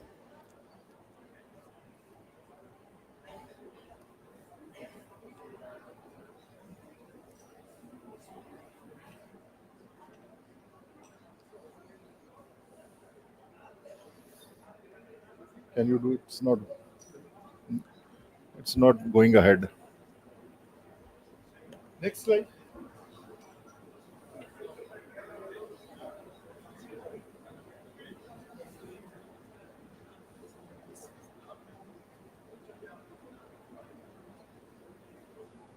Yes. In steps of identifying degraded lands, a total area with a 5 kilometer buffer zone is being taken in entire Aravalli Hills, and it comes to around 6.3 million hectares. And the degraded area, and this is 2.3 million hectare, which will be taken up for interventions. And state-wise, if we see, maximum area falls in the state of Rajasthan.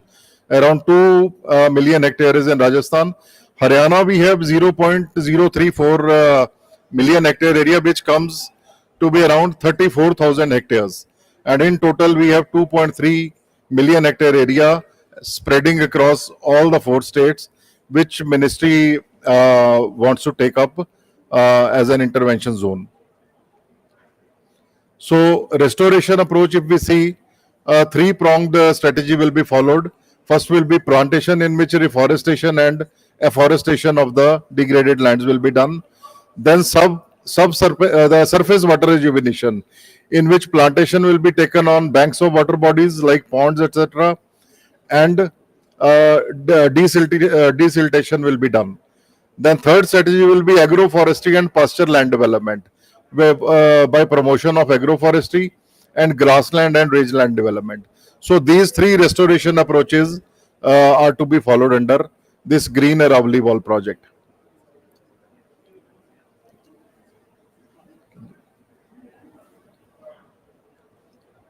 Next slide, please. Yeah, it will be a joint implementation in which 4 ministries of Government of India will be involved: Ministry of Environment and Forest, Ministry of Rural Development, Land Resources, and Ministry of Agriculture. And the 4 state governments will be involved under this project.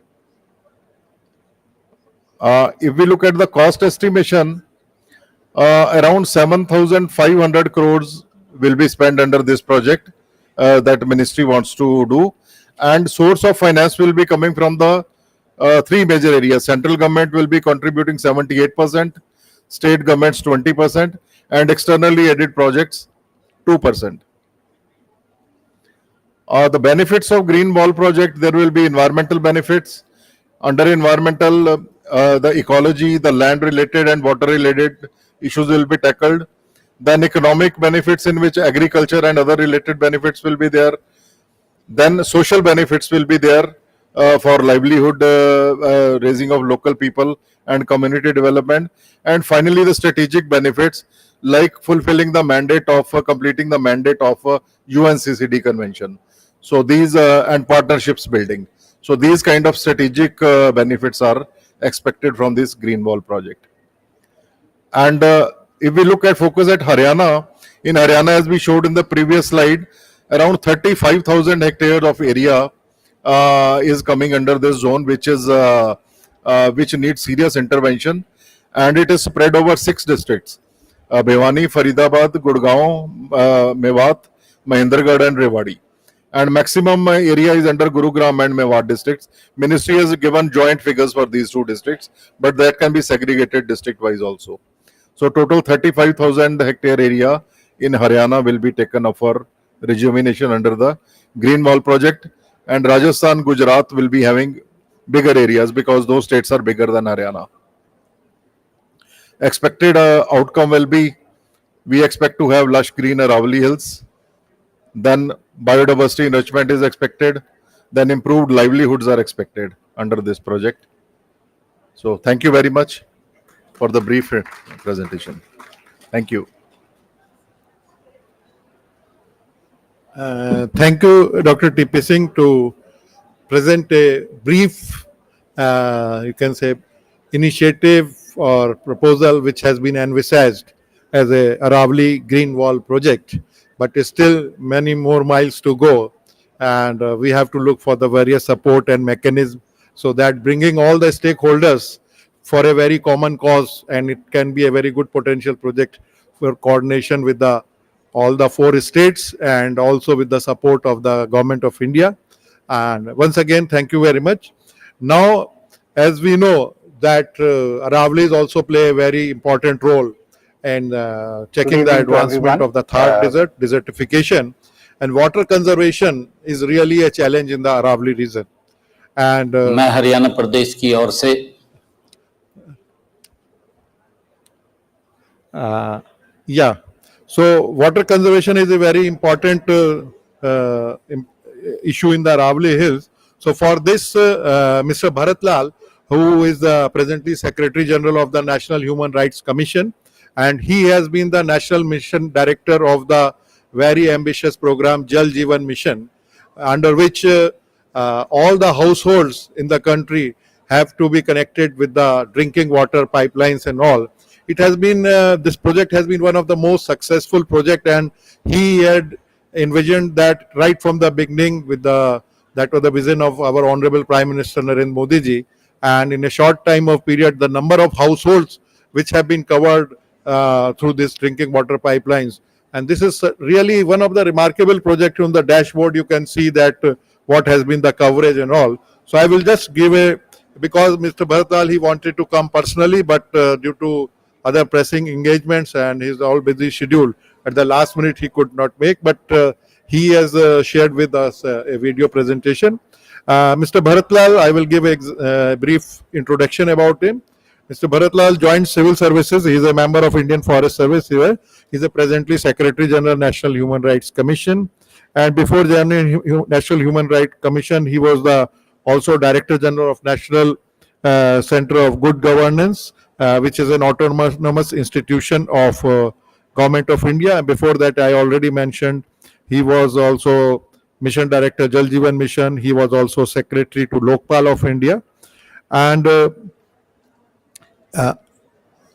in that project of Jal Jeevan Mission, it was started in 2019 to ensure clean tap water to every household of the country.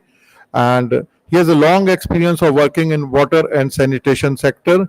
He has also worked as additional secretary to the President of India. He has a long experience of working with India's Prime Minister Shri Narendra Modi ji since he took over as a Chief Minister in the Gujarat in 2001.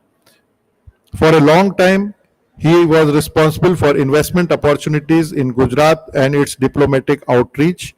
And he has a vast experience of policy making at the highest level, both in the state as well as at the center. He believes in out of box thinking and finding solutions to solve complex problems. So now I will show that the video presentation and the message which he has sent for our side event. Yes, please run the video.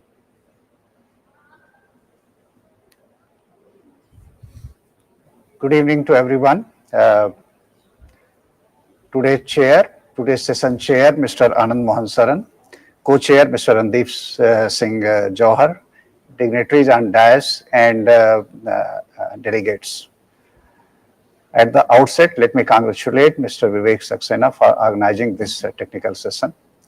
As we all know that drought, land degradation and desertification is one of the major problems we all are facing.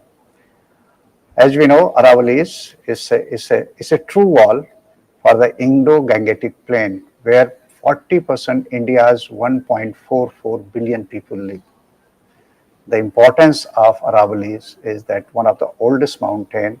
If we protect it, this is the only way we can stop desertification and basically degradation of land and damage to livelihood in Indo-Gangetic plain. As we know, next to Aravali, we have our own capital. India, 18% world population, most populous country, but has only 4% world water resources. And it has one of the highest, livestock population as per 2022 census, roughly 537 million livestock. And 40% of our workforce is involved in agriculture, and 70% people are dependent on agricultural activities. In the country, we have 10 to 25 days as rainy days, and whatever water we get during this period, we have to manage whole year, sometime maybe next year, because next year might be a drought year. Friends, as we know that fresh water availability in India, in fact, country is already water scarce. Reason being that our overall water availability is around 1400 cubic meter per person per annum. In fact, Western India, which is southern Haryana, Rajasthan, Gujarat, part of Maharashtra, fresh water availability per annum is less than 1000. And this makes this region as water scarce. If we have to protect this land, water is the limiting factor and we have to address it. And more importantly, in situ water conservation. If you want to green this area, if you want desertification to stop, if you want flora and fauna to come back, it is very important that we make water available. Let me recall one case study in Gujarat. As you all know, Kutch is one of the most dry region, arid region of the country. And rainfall used to be only hardly 10 to 12 days in a year. But post-earthquake in 2001, we started a drought-proofing program where basically water conservation became one of the main activity. As a result, today if you go to Kutch, you will find there are green oases, and in fact the whole Kutch has become much greener, much better in terms of water availability. In fact, the water conservation led to, in 2008, reversal of depleting water table. And today, water is plenty of water available as a result. In 1999-2000, GSDP growth in Gujarat was roughly 2.4%. Next year, 2000-2001, it became negative, minus 4.8% because of earthquake on January 26, 2001. For 5 years, 1997 to 2002, in these 5 years, GSDP growth was roughly 2.4%.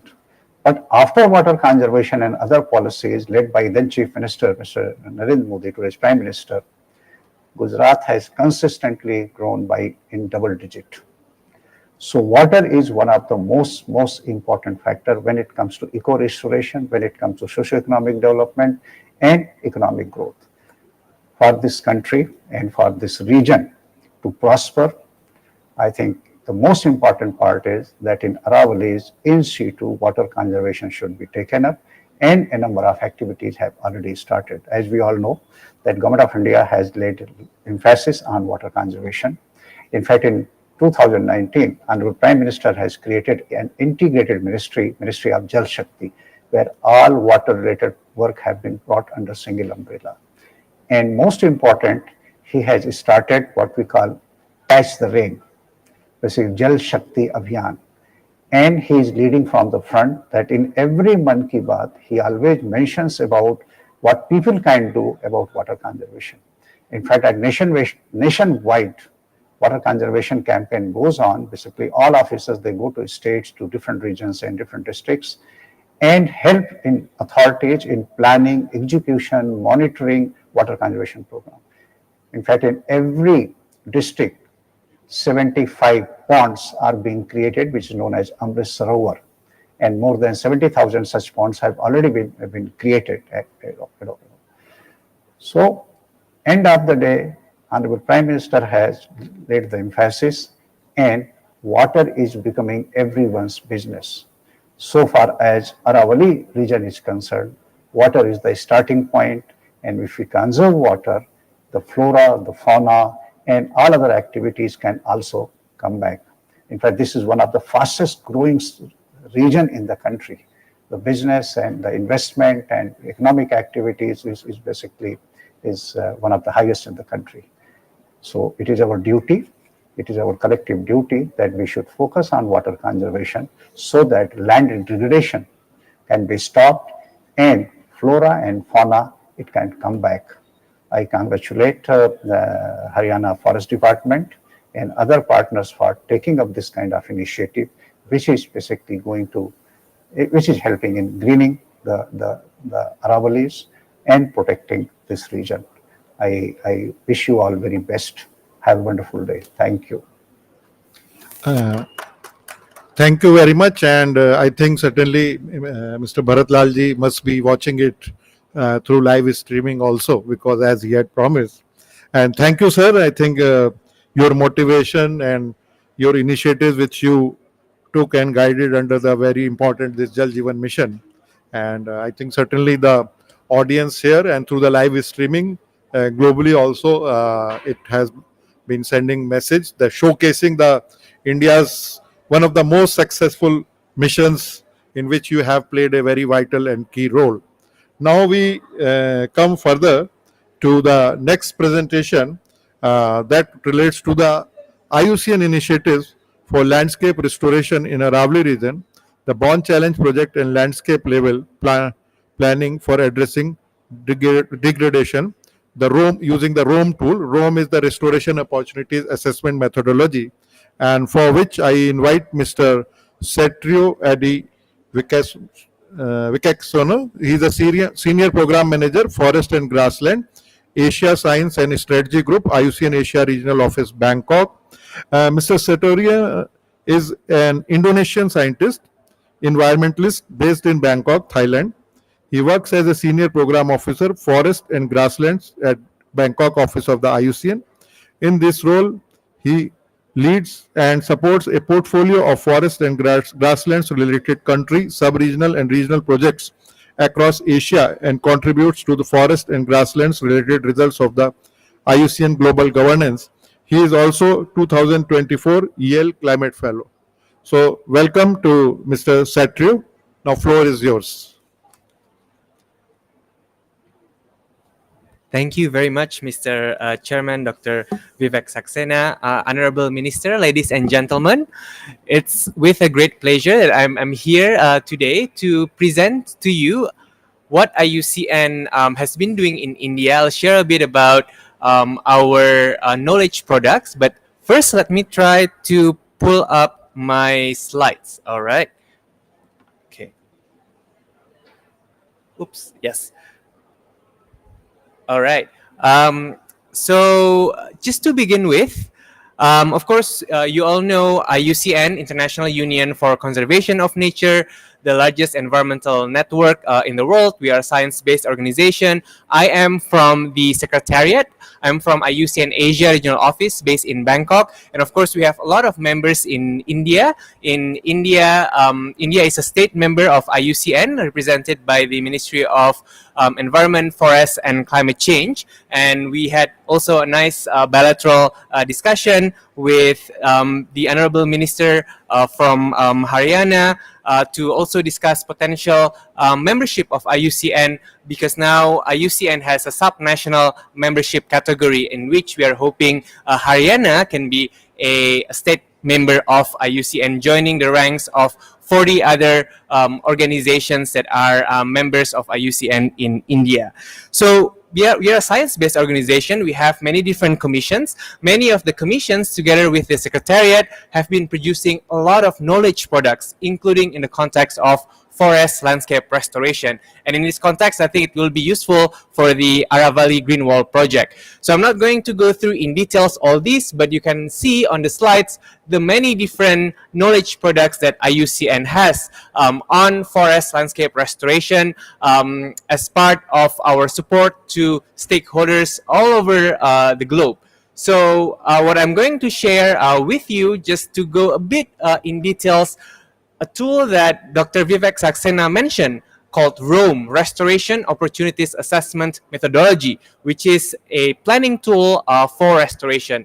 But we don't stop there. We also help through many of these knowledge products ensure that the implementation of FLR that IUCN and its constituents are doing are done based on science, considering also local indigenous knowledge, and also really based on the best available science.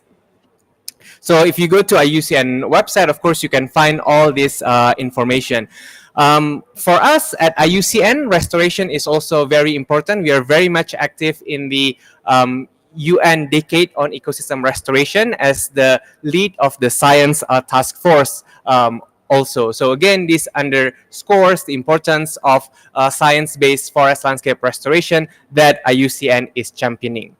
So one initiative that IUCN has been involved since the very beginning, since more than a decade ago, is this initiative called Bond Challenge, which is a global target to restore degraded areas, more than 350 million hectares by 2030. And of course, Aravali Green Wall project is actually a contribution toward Bond Challenge, because India is also one of the countries that commit toward the Bond Challenge as well. And IUCN has been playing a role in supporting the government of India in implementing the Bond Challenge commitment.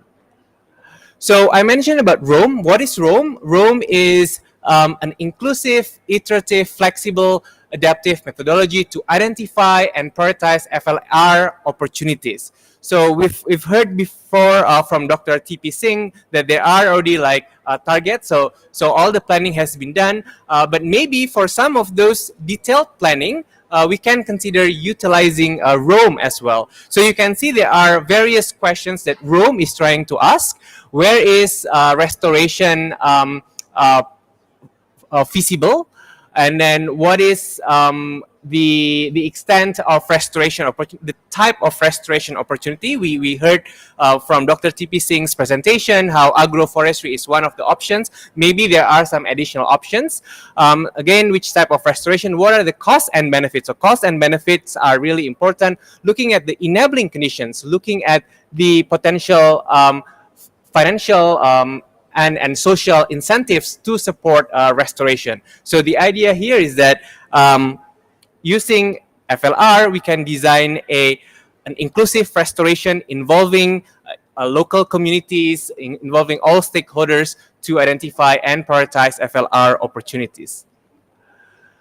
So that's on forest landscape restoration. How about rangeland and grassland? So IUCN also has developed this methodology called PRAGA, Participatory Rangeland and Grassland Assessment, together with FAO. I'm not going into the detail, but it's somewhat similar to ROAM, but it focuses on rangeland and grassland ecosystem. So looking at the interests, the needs of the pastoralist communities, because if we talk about rangeland and grassland, there are the nomadic people who live there, and then we need to make sure that they are part of the restoration and conservation initiatives as well.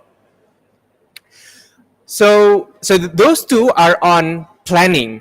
IUCN also has a tool on monitoring restoration efforts. So this is called Restoration Barometer. So it has a lot of indicators to be able to track restoration progress across different ecosystems. So you can see there are 8 indicators looking at policies, funding, technical planning, monitoring systems, whether they are in place or not, looking at the area that is being restored, the quality of restoration, climate impacts, biodiversity impacts, and economic impacts. So I think this is something that IUCN hopefully can offer to support the Aravali Green Wall project, so that we can monitor the success of the restoration, ensuring that it benefits the state, the federal government, and all stakeholders, and ensure that restoration is done in an adaptive manner.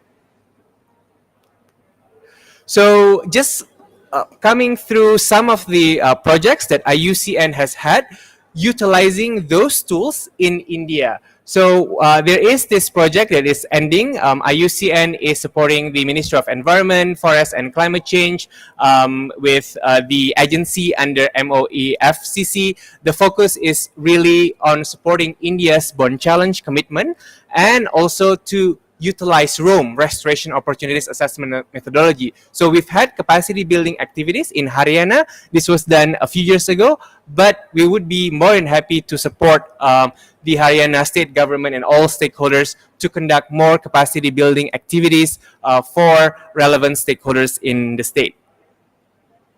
And then the last project I'm going to mention is a project that is just starting recently. It's called Restore, Conserve and Protect for NDC, Recap for NDC. It's a project funded by the German government. So GIZ is the primary stakeholder, and IUCN is part of the consortium that is led by GIZ. So as you can see, as part of this work, IUCN is utilizing its knowledge products in 4 Indian states, including the Delhi NCR, and of course this includes Haryana as well. So I think this project is just starting, and we believe that there is an opportunity for us to collaborate further as part of this project, utilizing all the knowledge products that IUCN has, utilizing all the networks that IUCN has in India. So I will stop there now, and thank you so much for for your cooperation and understanding. Thank you.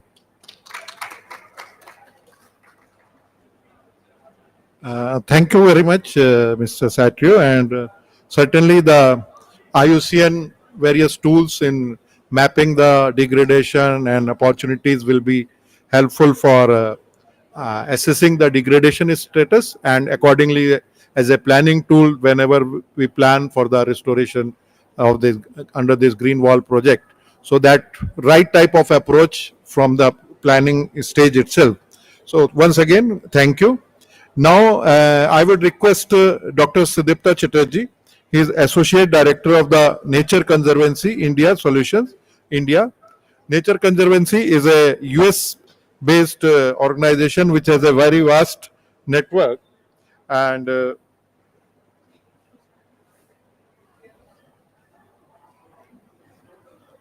Dr. Sudipta Chatterjee is the Associate Director of Programs at the Nature Conservancy, where he is an integral member of the programs team.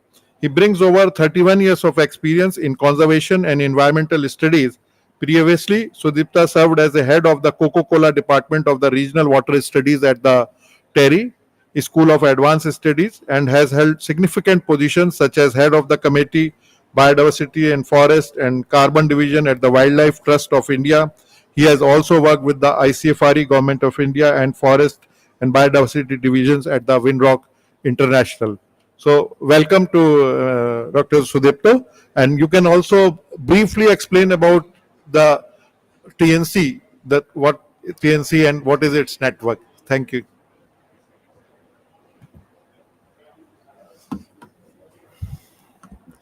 Distinguished participants here in the beautiful blue zone in the IUCN pavilion. A warm welcome to you all, and thank you, Government of Haryana, for giving an opportunity to the Nature Conservancy to come and talk about what do we plan and why we plan to work on the Aravalli mountain landscape. We are the Nature Conservancy, one of the oldest conservation organizations in the world, present in 79 plus countries. But in India, we are fairly new. We have been operational since 2021. The brief presentation that I would make here to you, for you, is that why we have picked up or we have decided to work on Aravalli green walk landscape. We are very new. We have just started. It is only 1 year. We have started scoping Aravalli, and this happened since the Honorable Union Minister announced the Diwar program, the Aravalli program in 2023. The Nature Conservancy is a very target-driven program. So We have got 2030 goals. There are certain goals, there are certain metrics that we have to achieve by 2030. And these are, the slides are moving. So can I keep speaking, Vivek? So, slide. Oh, I can do that? The green one? Yeah, green. Okay. So the Nature Conservancy has certain goals to attain by 2030. So these goals are people's goal, land's goal, water, and climate change. Time will not permit me to take you deeply onto these metrics, but how are we going to achieve these goals are through priority landscapes, through freshwater conservation, regenerative agriculture, renewable energy, and nature climate solutions and finance. When it is priority landscape, I mentioned to you that we have prioritized Aravali. We bring in the experiences of freshwater conservation through riparian restoration, and we are present in two river systems in India: River Narmada in Madhya Pradesh and River Ghodh in the state of Maharashtra. For regenerative agriculture, we are working on the 18 districts of Punjab, trying to address the no-burn agriculture, and we are trying to bring that entire landscape as a foodscape. We are for our renewable energy, we are trying to repurpose the coal mines with the application of a site-right tool, a tool that will help identify land parcels such that in event of renewable infrastructure coming up, there is no ecological disaster happening. We are looking at the feasibility studies for carbon market potential in 4 northeastern states of India. And for climate change and adaptation, we are on conservation of inland and coastal wetlands in the state of Tamil Nadu. We have just initiated 100 hectares of restoration of mangroves. Now, these are the experiences that we would like to bring to Aravali. Now, Dr. T.P. Singh, in the very first talk, he mentioned that this is one of the oldest mountain chains, and he came out with a figure that 2.3 million hectares of land ranging across 692 kilometers length of Aravali can be protected. So this becomes our beginning point. We are also trying to analyze the success and failures of Green Wall. Is Green Wall, Dr. T.P. Singh mentioned about the Green Wall of Africa. 17 countries you mentioned such. So we are looking, was it a success? If it was success, why it was a success, or if it was a failure, why the Green Wall of Africa did not succeed. And across the wall, we have a huge pavilion over there where China has come up with the green wall for China. Now, I will not go to the ecology of the details, but what intrigues us is the oldest mountain chain of the world, Unique Folds, has been completely devastated for the purpose of for mining. So, in spite of the fact that it has been the oldest mountain chain, older than Rockies and Andes, Aravali possibly did not get the honor that it should have got, the recognition that it would have got. It never got declared as a biodiversity hotspots. It never became an eco-region. And very late, Aravali got declared as an eco-sensitive zone. Aravali is not data deficient. We find that a lot of land use, land cover changes, assessment has been done. But then the results have been alarming. 86.16% increase in agriculture, 80.67% increase in mining. We at the Nature Conservancy, we are trying to align with the objectives of Ministry of Environment and Forest and try to synergize with the TNC 2030 goals, which we call as protect, manage, and avoided conversion. The numbers on the screen, which you are possibly not able to read, are not important. It is important to come on the track, be on the road, and try to achieve these targets that we are talking about.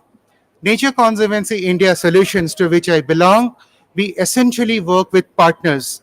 So our partners at present are Developmental Alternatives, Society for Promotion of Wasteland Development, and the Energy Research Institute. Honorable Minister has constituted a governing body, and my organization, TNC, happens to be an executive member of this institution.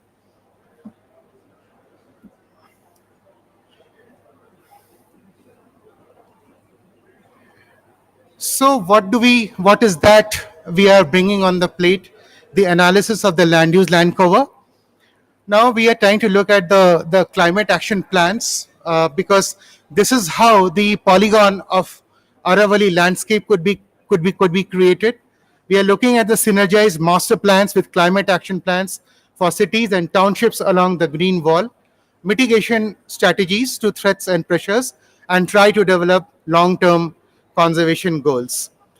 We know the target 2.3 million hectares. This is what government of India has given us, but through our effort we would like to contribute. On the screen you see the figures of excess, which we don't have the numbers at the moment, but by 2030 possibly we will be able to come out that how many million hectares of degraded forest we have restored, how many hectares of water bodies restored, how many cities with new and upgraded city planning, 4 states with improved climate action plans, how many million hectares of improved management of protected areas, how many hectares of sacred and old growth forests preserved, how many hectares of improved and regenerative agriculture, how many hectares of mining area restored, and how many million people benefited. We understand what Aravali is going through, the threats and the pressures on the Aravali landscape. Here, we would like to try and come up with policy intervention in close coordination with all the 4 state governments, which Dr. Vivek Saxena mentioned in the beginning of the talk. We are scoping Aravali. The thematic pillars of TNC, the nature conservancy, the healthy lands, the fresh water, the regenerative agriculture, renewable energy, natural climate solution, and climate finances is something that we are scoping at the moment. Very briefly, some of the proposed interventions that we are talking about in Gujarat, it is very different. We cite the nature of the Aravali, the forest is very, very different with Mount Abu. So possibly it is a restoration of the sacred groves. In Rajasthan, where we see evidences of climate change, Lake Naki getting frozen, and the effort that government of India is taking to prevent desertification, deserts moving eastwards, that is something like we would like to contribute. In Delhi, in Haryana, which is known for a lot of mining activities, so can we undertake restoration activities, some of the areas that still needs conservation attention? In Delhi, can we still work on the biodiversity parks that exists? Delhi, Aravali in near Delhi gives 2 kinds of scenarios. On one hand, we have a sacred forest, patch of forest like Mangarbani, very well protected because of local communities. The second image that you see is not a picnic spot. It is a punctured landscape where because of mining, the underwater has come up on the surface. So with this, thank you very much. I would like to thank you for this opportunity. All of you who are here and all those participants who are online, my colleagues who are also listening me where they are at home in Delhi. Thank you very much. In India. Thank you.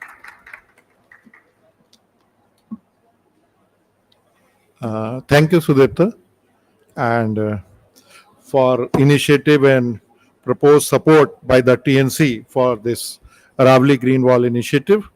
And now we will go through one of the successful restoration project related to the biodiversity park in Gurgaon itself, a biodiversity park in the mined area, the area which was under mining, that was restored. And that is a very good example how the government, the corporate support, and the local level NGO or civil society organization can together make this happen successful. And this biodiversity park has also been designated as the India's first OECM site, that other effective area-based conservation measures, conforming to the IUCN guidelines on the regarding OECMs. And that itself speaks of, because OECMs, I will just briefly explain, they are those areas of biodiversity conservation which are not under any formal governance mechanism, because we know that the forest areas, national parks, sanctuaries, and all those, they have some sort of a governance mechanism in which they are controlled for conservation. But if there is a conservation successful areas which conform to these guidelines, so they are to be designated as a OECM area, other effective area-based conservation measures. And for this, Mr. Vijay Dhaswana, who has been founder of the Rewilders and has also been associated with one Gurgaon-based NGO, that is I Am Gurgaon, who have taken through the corporate support and with the government support this successful initiative. And Mr. Vijay Dhaswana, he could not come presently, but he has sent a video presentation. So I will just give a brief introduction about him.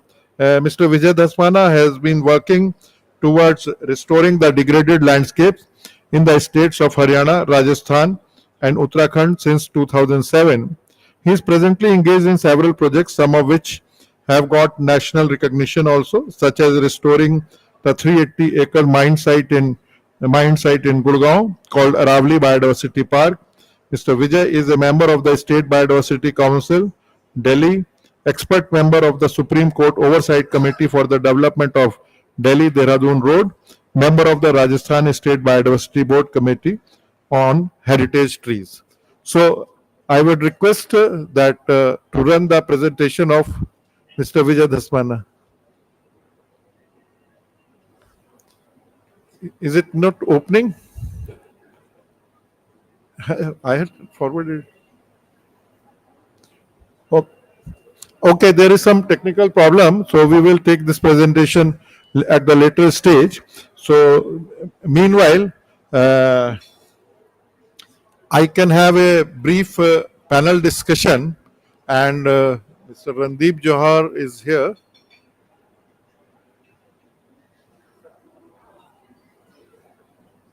So, I invite you for one panel discussion, and with also Ricky KG on the dais. So, meanwhile, we can have some sort of a discussion, and also Shri Anand Mohan Sharanji. So, please join, sir, for panel discussion. And I would request our Haryana Forest Minister to be chair during this panel discussion.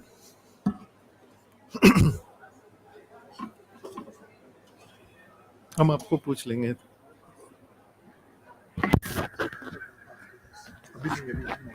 वो time नहीं अभी next time है मंत्री आ रहे हैं अभी बताते हैं आपको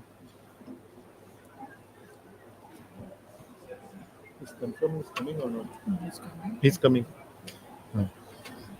So, welcome to this panel discussion, and in this panel discussion, our chair for this panel discussion is Rao Narbeet Singh Ji. He is the Haryana Forest, Environment, Wildlife Minister, Industries and Commerce, and also Foreign Cooperation. So, welcome, sir. And sir, we will be having panel discussion among our three panelists. Shri Ricky Cage, I have already given introduction.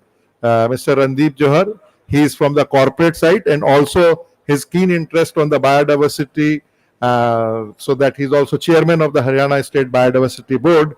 And Shri Anand Mohan Sharanji, who is from Indian Administrative Service with a long cherished career, having wide experience in various sectors ranging from urban local bodies to also deputy commissioners and principal secretary and additional chief secretary, and presently he is additional chief secretary for environment, forest and wildlife, and also civil supplies department. He has also experience of working with the labor department. So lot of experience. He has visited a number of countries and has keen interest, including in the badminton, tennis, reading, hiking, and he has a passion for the infrastructure development. Welcome, sir. And I would also introduce Mr. Randeep Johar. He is the chairman of the Jamna Auto Industries, and he heads a global manufacturing public traded company of Leaf Springs that has 70s of India's truck marked and is one of the top 2 companies in the world. Mr. Johar transformed a $1 million company into $600 million company. Apart from being an industrialist, he is actively engaged in several initiatives to uplift the lives of the downtrodden in the society, focused on young girls and women. As president of GNK Group of Institutions, the focus is in academics and skilling to make them employable. He is a keen nature lover and has a research center for organic farming. As chairman of Haryana State Biodiversity Board, he has launched several projects in Haryana for conserving the biodiversity. He has been a national level shooter and a rally driver too.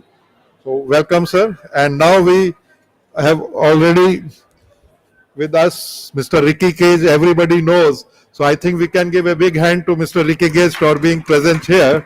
And so I think to begin with, we can have just brief 2-3 small questions like for the panel.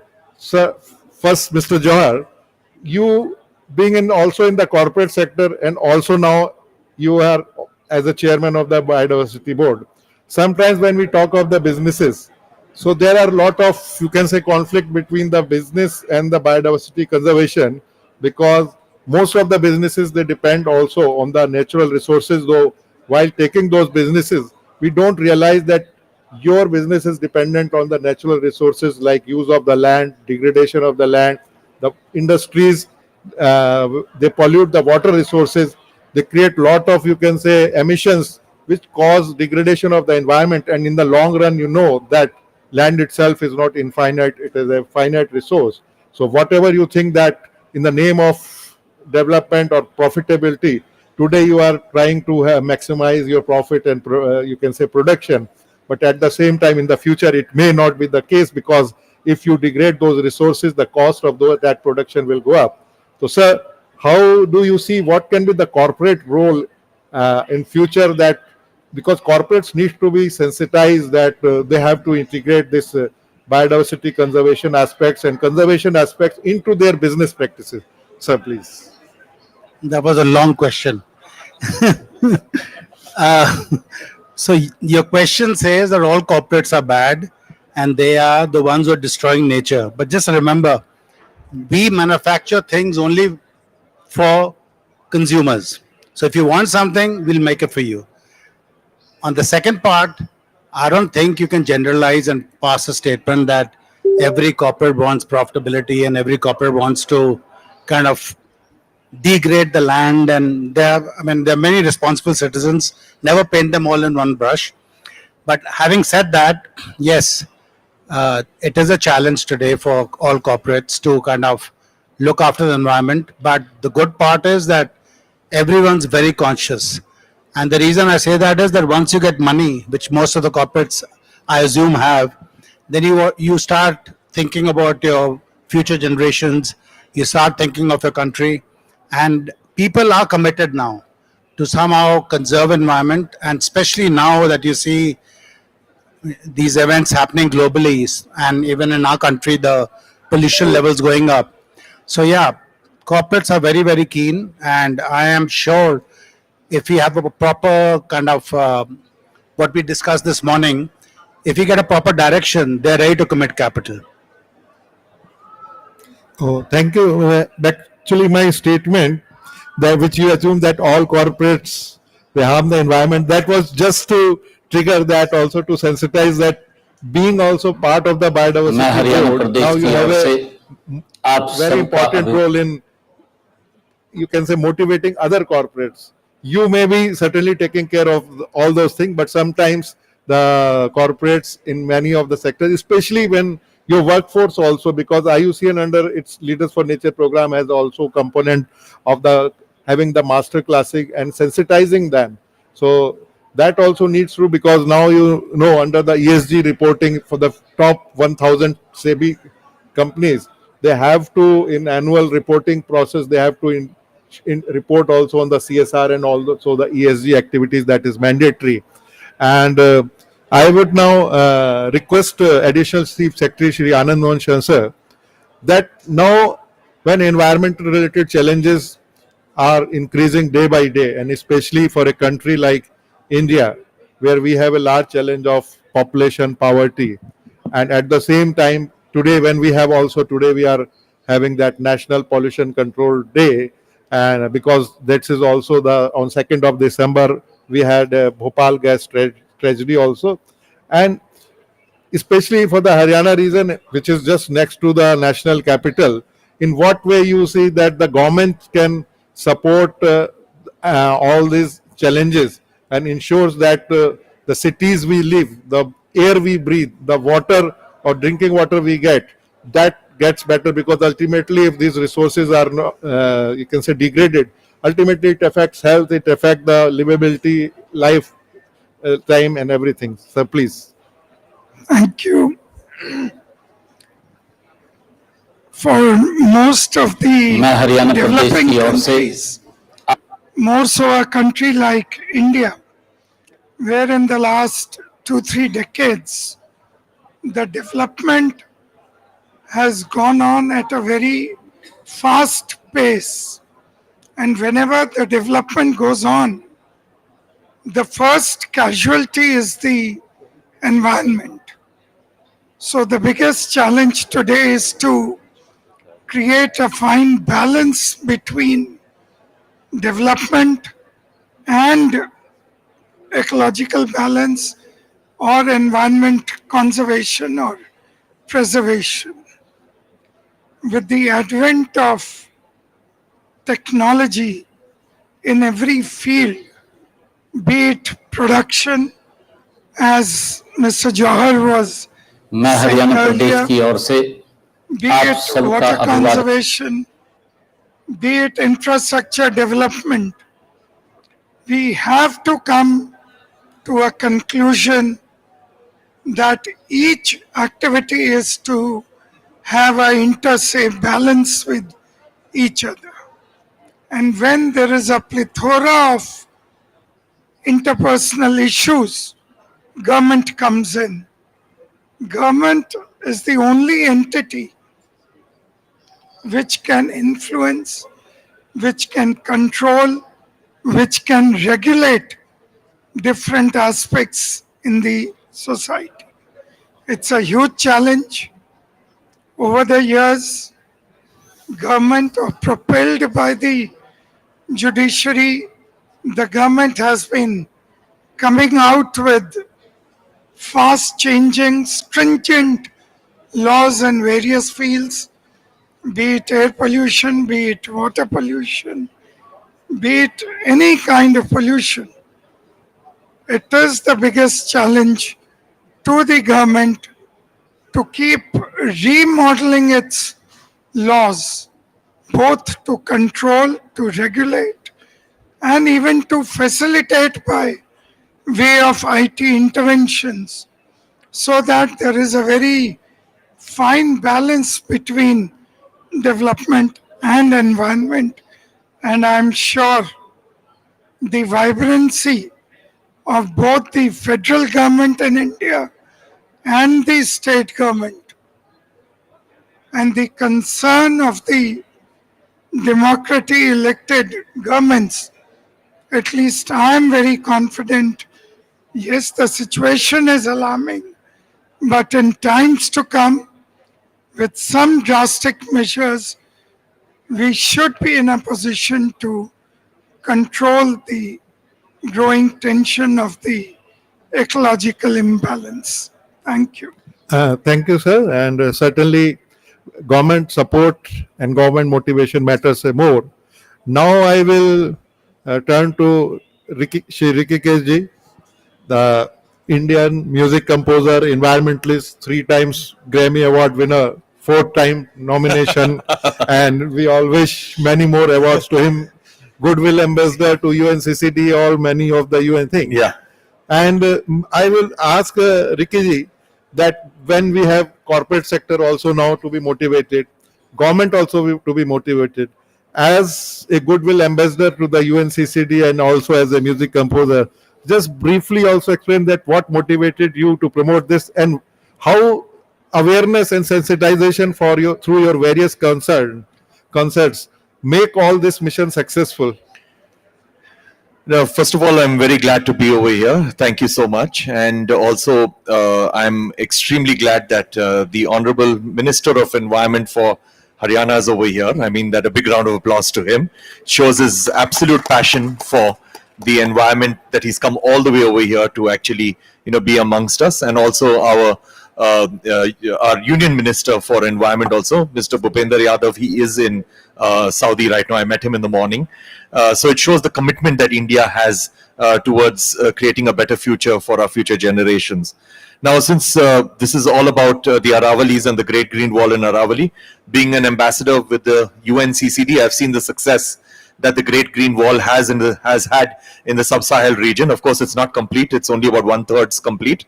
But the amazing success that it has had in purifying the air, bringing back biodiversity, increasing the groundwater, all of that stuff has been quite astounding. So much so that countries all over the world are trying to replicate that model. Now, when it comes to the Aravalis, all of us know, all of us in India rather, who know about the Aravalis, know about the cultural significance that the Aravalis have for all of us, the traditional significance, and also obviously an ecological significance. It helps regenerating groundwater, protecting groundwater, also in maintaining the biodiversity of that entire region. But of course, because land desertification, drought is becoming so prevalent, not only in India, but all over the world, it is also becoming a threat to the Aravali region, which is why this Great Green Wall project becomes really, really important. And I'm extremely glad that the government is taking up this project, because what it's going to do is that it's going to protect that region, protect the biodiversity. Because India, of course, we talk about Vasudhaiva Kutumbakam all the time, and Vasudhaiva Kutumbakam right now, when we think about it, it basically means the world is one family, and the only thing that comes to our mind is living in peace and harmony between Hindus, Muslims, Christians, Sikhs, Jews, basically different parts of the human species. Whereas Vasudhaiva Kutumbakam has always meant living in absolute peace and absolute harmony with every single entity on this planet, basically all life. So we have to widen that circle of not just living in peace and harmony among us human beings, but also with the forests, with the wildlife, with the flora and fauna. And that's exactly what the Green Wall in the Aravalis is going to do. And of course, we always say this, that we have to leave this world in a better condition than what we entered it in, and that's what this Green Wall is going to achieve, I'm pretty sure. So it has obviously my full support, and I hope that it gets as much support not only from our government, but from governments and intergovernmental bodies all over the world. Thank you so much. Thank you very much, Mr. Ricky. And would you like to say some of your music-related one or two lines? I think. No, I don't sing. I only compose, and I get other singers to sing for me. Okay. If I sing, whatever few fans I'll have, they will probably run away. Okay, thank you very much. And I think we are still expecting that because at the other forum, the union minister's turn for the speech is just likely to come very soon. So we are still hopeful that he can come anytime to deliver the keynote address. So before we are waiting, and I will take you through the video of the Aravali tour, and that I would request to upload the presentation. Yeah, please. The first one.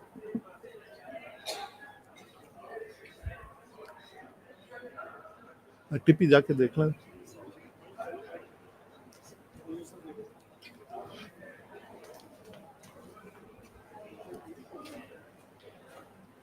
I will have.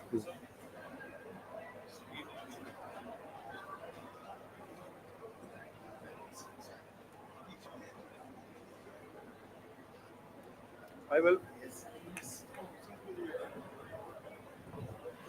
Hello. No, that earlier one. Yeah. So I will not go through the much of the details. So just click on this Aravali at a glance link. We have already discussed all with whatever is in the Aravali. So can you click on this link, Aravali at a glance? TP, just click on that.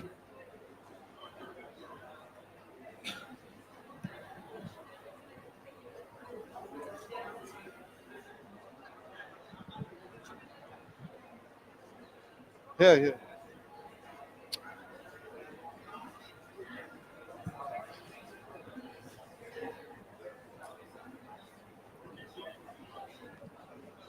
Mouse.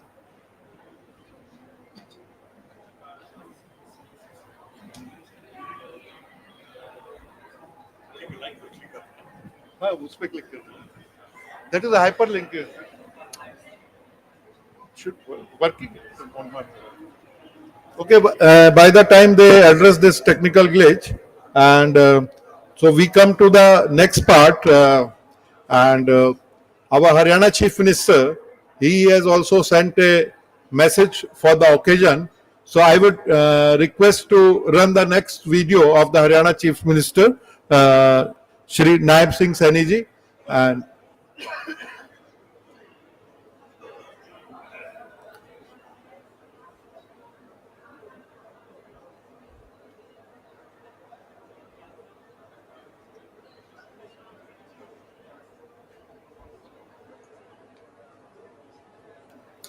yeah yes please start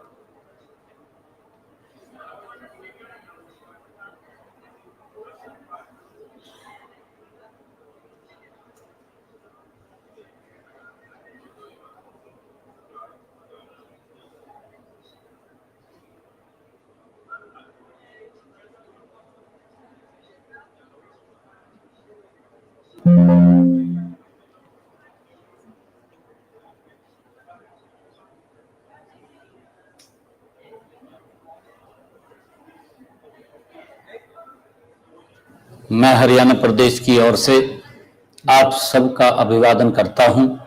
Haryana वह पवन धरा है जहां वेद लिखे गए और भगवान श्री कृष्ण ने मानव को गीता के कर्म योग का अमर संदेश दिया। हमारे इन प्राचीन ग्रंथ मैं हरियाणा प्रदेश की ओर से आप सबका अभिवादन करता हूं। हरियाणा वह पवन धरा है जहां वेद लिखे गए और भगवान श्री कृष्ण ने मानव को गीता के कर्म योग का अमर संदेश दिया। हमारे इन प्राचीन ग्रंथों में पर्यावरण के महत्व का वर्णन भी किया गया है।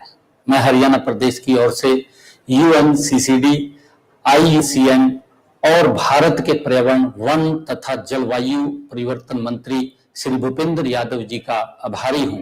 इन्होंने इस अरावली पर्वतों के संरक्षण कार्यक्रम की मेजबानी प्रदान करने का अवसर हरियाणा को दिया है। मुझे विश्वास है कि यह कार्यक्रम अरावली पर्वतमाला के संरक्षण और अरावली ग्रीन वॉल परियोजनाओं के लिए अत्यंत कारगर साबित होगा।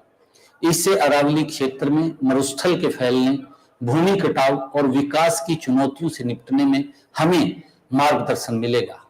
आज जब हम सतत विकास और इकोलॉजी संतुलन की बात करते हैं तो मैं कहना चाहूंगा कि हम अरावली की अमूल्य प्रकृति विरासत को संरक्षित और फिर से जीवित करने के लिए प्रतिबद्ध हैं। अरावली पर्वतमाला को NCR और हरियाणा का ग्रीन लग्स कहा जाता है। अरावली की मरुस्थल को रोकने और जैव विविधता को संरक्षित करने में महत्वपूर्ण भूमिका है। हरियाणा सरकार अरावली ग्रीन वॉल प्रोजेक्ट के तहत इस इकोसिस्टम को बनाए रखने के लिए संकल्पबद्ध है। हम हरियाली को बढ़ाकर जल का संरक्षण करेंगे। हमारा लक्ष्य केवल पेड़ लगाना ही नहीं है, बल्कि हरियाणा के बच्चों का भविष्य उज्जवल करना और समाज को सशक्त करना भी है। पर्यावरण से जुड़े सभी प्रयासों से निवेश के नए अवसर पैदा होंगे तथा लाखों युवाओं को रोजगार मिलेगा। मैं हमारे माननीय प्रधानमंत्री नरेंद्र मोदी जी का आभारी हूं, जिन्होंने अपनी दूरदृष्टि और कुशल नेतृत्व के तहत पर्यावरण संरक्षण के कई अभियान चलाए हैं। माननीय प्रधानमंत्री जी के इस विजन की आज दुनिया कायल है। इनमें मिशन लाइफ और एक पेड़ मां के नाम अभियानों की विशेष चर्चा होती है।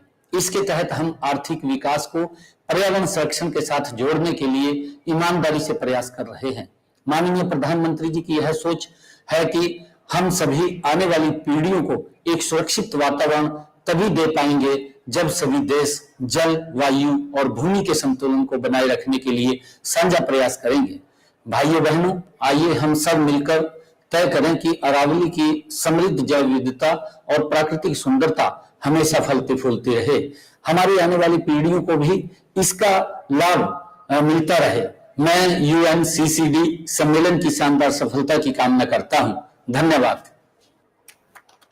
हमारे हरियाणा के माननीय मुख्यमंत्री जी श्री नायब सिंह सैनी जी का UNCCD के स्कोप पर उनका ये मैसेज कि हरियाणा प्रदेश कितना कमिटेड है अरावली के प्रति और किस प्रकार से आगे भविष्य में हम उसमें नई नई परियोजनाएं चलाएंगे। the new projects will be convened. So now I request our Haryana Forest Minister for Environment, Forest and Wildlife, Foreign Cooperation, Industries and Commerce, Rao Narbir Singh ji, for delivering the keynote address. उसके बाद आगे sir तो उनका keynote address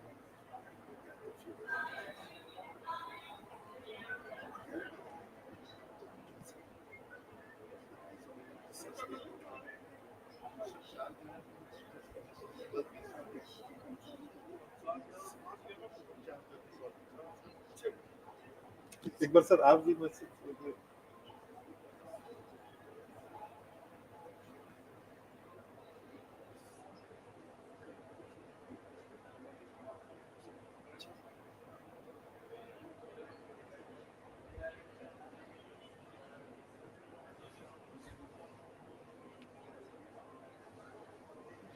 Vicky जी को वो देना था, वो चले गए।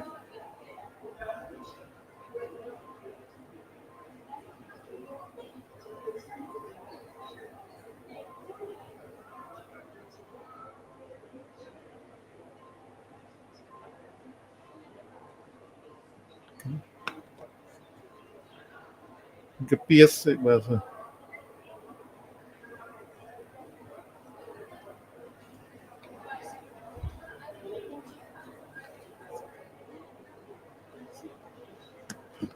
तो सर आपका करा देते हैं। So now I request Rao Narbir Singh ji for keynote address.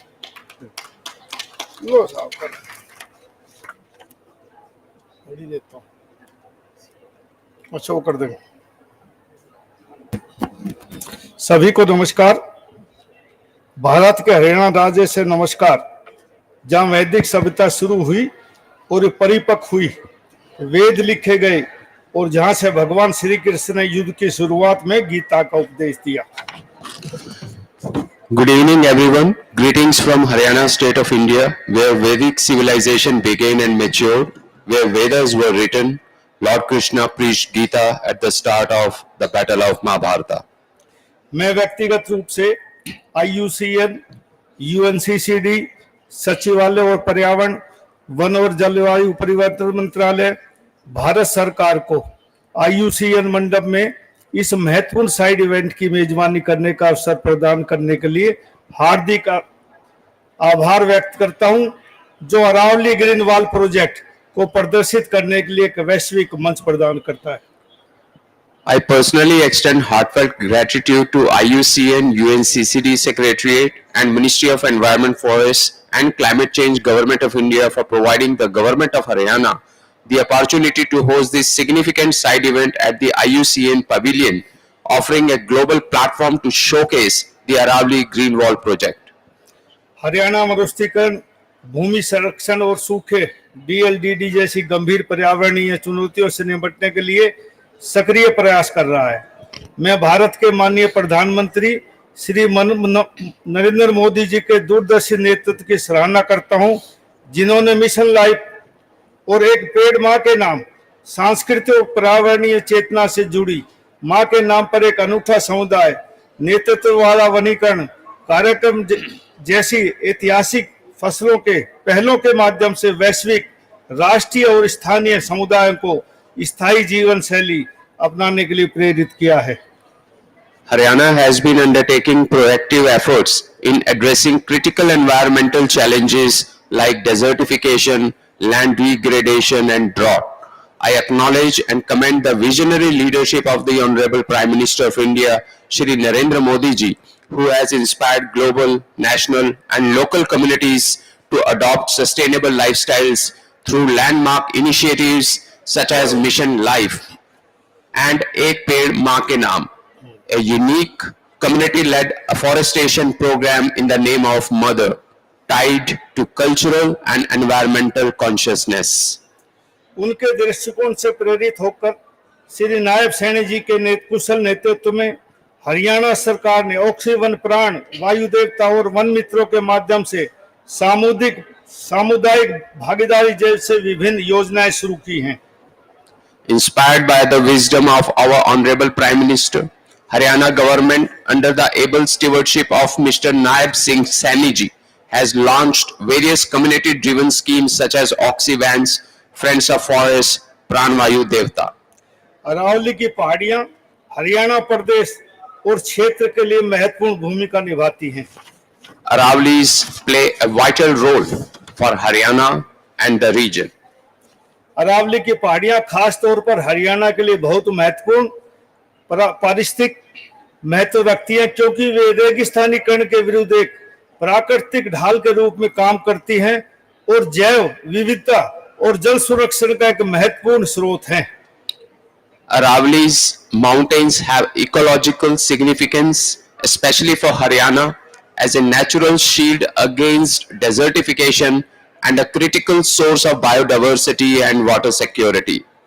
जलवायु परिवर्तन के प्रभाव को कम करने, भूजल को फिर से भरने, वायु गुणवत्ता में सुधार करने और शुष्क और अर्ध शुष्क क्षेत्रों में आजीविका का समर्थन करने में अरावली की महत्वपूर्ण भूमिका है।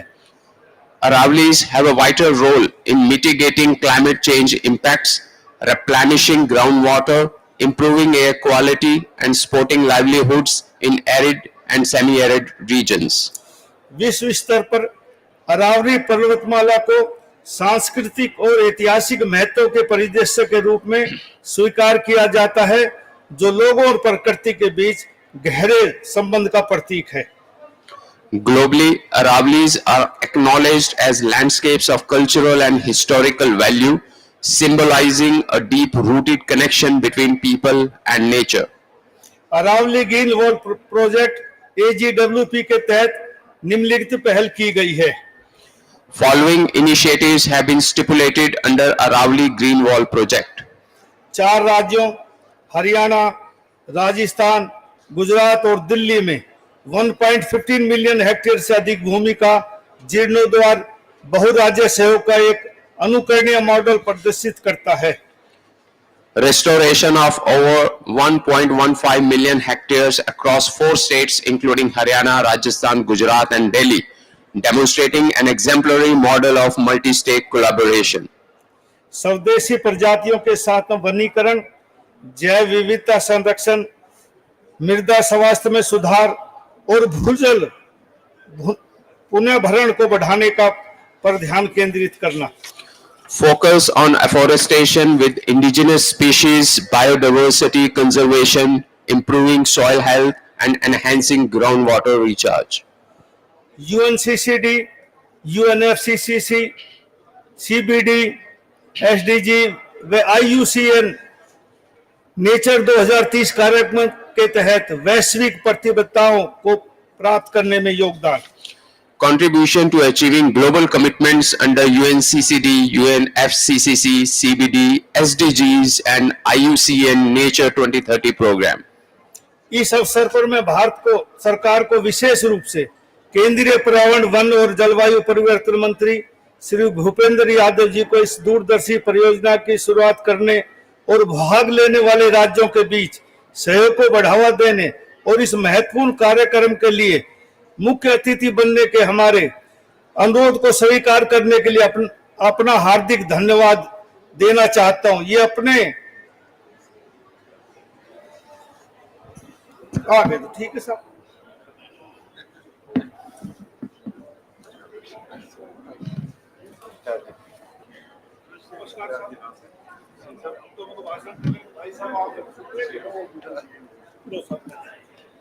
हाँ मैं आगे अपना पूरा कर देता हूँ।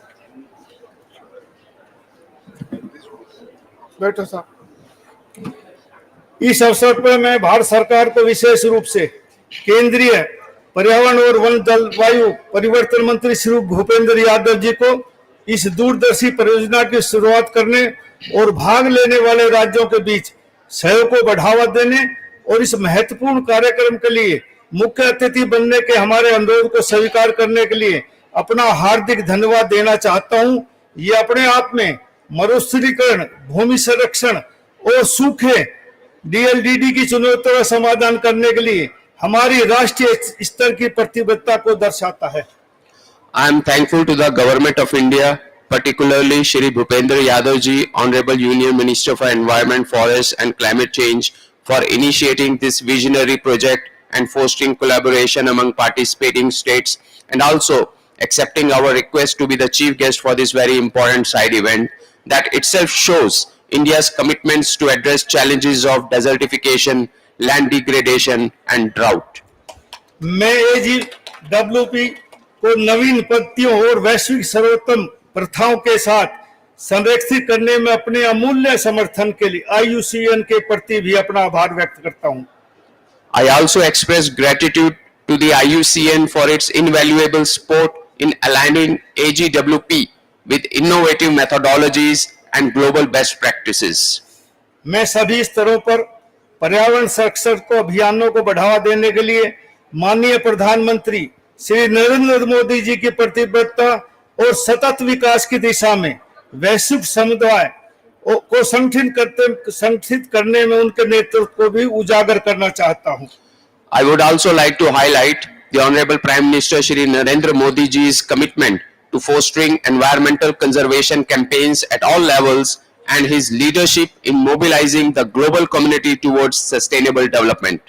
हरियाणा और भारत के लिए अरावली ग्रीन वॉल परियोजना AGWP के कई सकारात्मक प्रभाव हैं। There are many positive impacts of Aravali Green Wall project for Haryana and India. स्वच्छ हवा, बेहतर मृदा स्वास्थ्य और भूजल पर पुनर्भरण में वृद्धि जैसी पारिस्थितिक तंत्र सेवाओं में वृद्धि। Enhanced ecosystem services such as cleaner air, improved soil health and increased groundwater recharge. हरित नौकरियों का सृजन और स्थानीय समुदायों का सशक्तिकरण। Creation of green jobs and empowerment of local communities. जैव विविधता संरक्षण और पर्यावरण के अनुकूल संसाधन प्रबंधन समिति स्थायी प्रथाओं को बढ़ावा देना।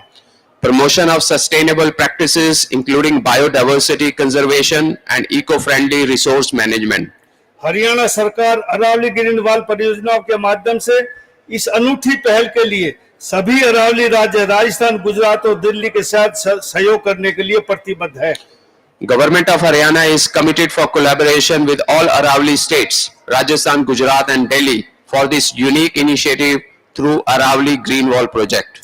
मैं हरियाणा की उपलब्धियों को भी साझा करना चाहूंगा, जिसमें गुड़गांव अरावली जैव विविधता पार्क जैसी परियोजनाएं शामिल हैं, जो सफल पारिस्थितिक तंत्र बहाली का एक मॉडल है, जिसे भारत के पहले OECM के रूप में भी नामित किया गया है, जो IUCN वैश्विक दिशा निर्देशों की पुष्टि करता है।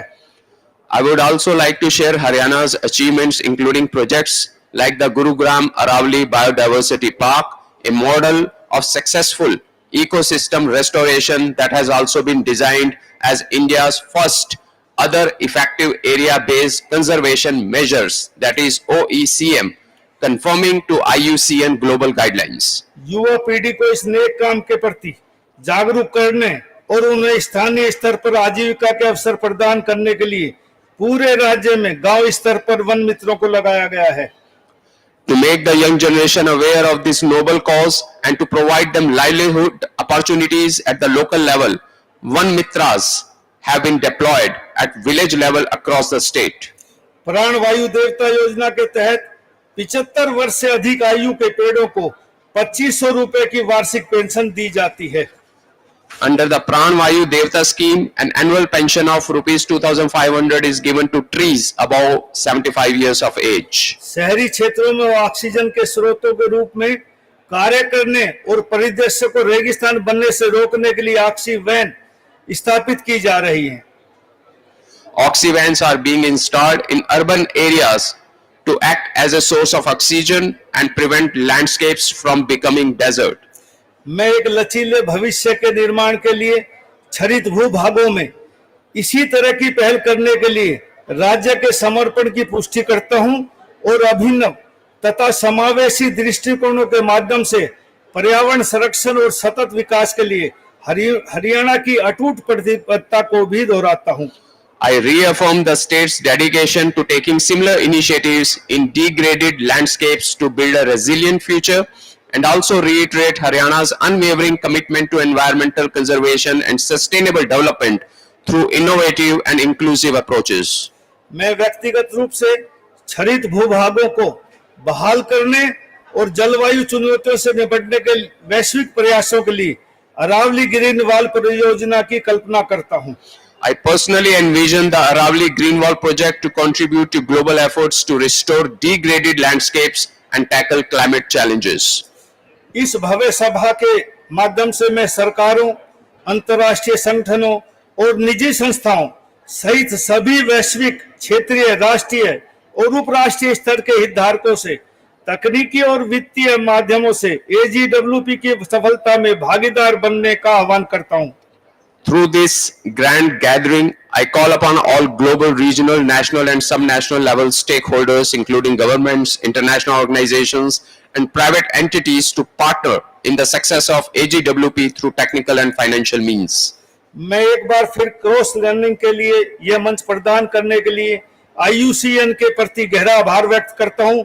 मैं नागरिक सामाजिक संगठनों, स्थानीय समुदायों और बहुपक्षीय एजेंसियों सहित सभी सहयोगों को भी धन्यवाद देता हूं। I once again express my deep gratitude to IUCN for providing this platform for cross-learning.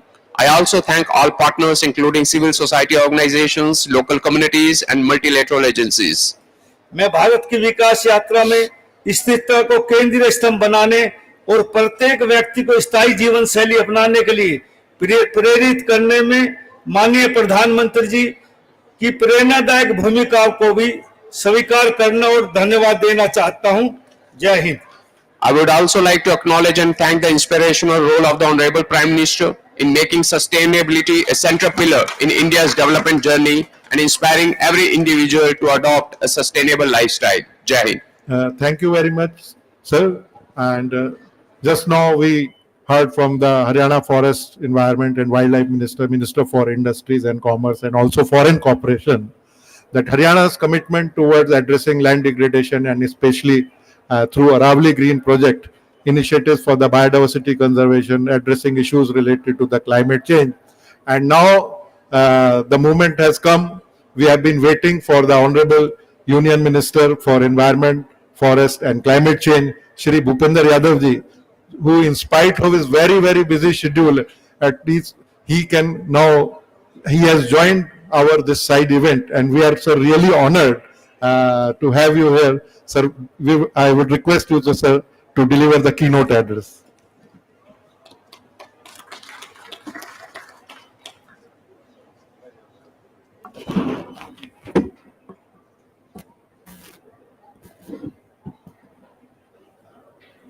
Honorable Rao Narbir Singh ji, Minister of Environment, Forest, State of Haryana, Excellency our Ambassador, Shri Saxena ji, dear friends, delegates, ladies and gentlemen. I am happy to be here in this important event highlighting the initiatives taken in our country on restoration of degraded land in the specific region of Aravali Mountains.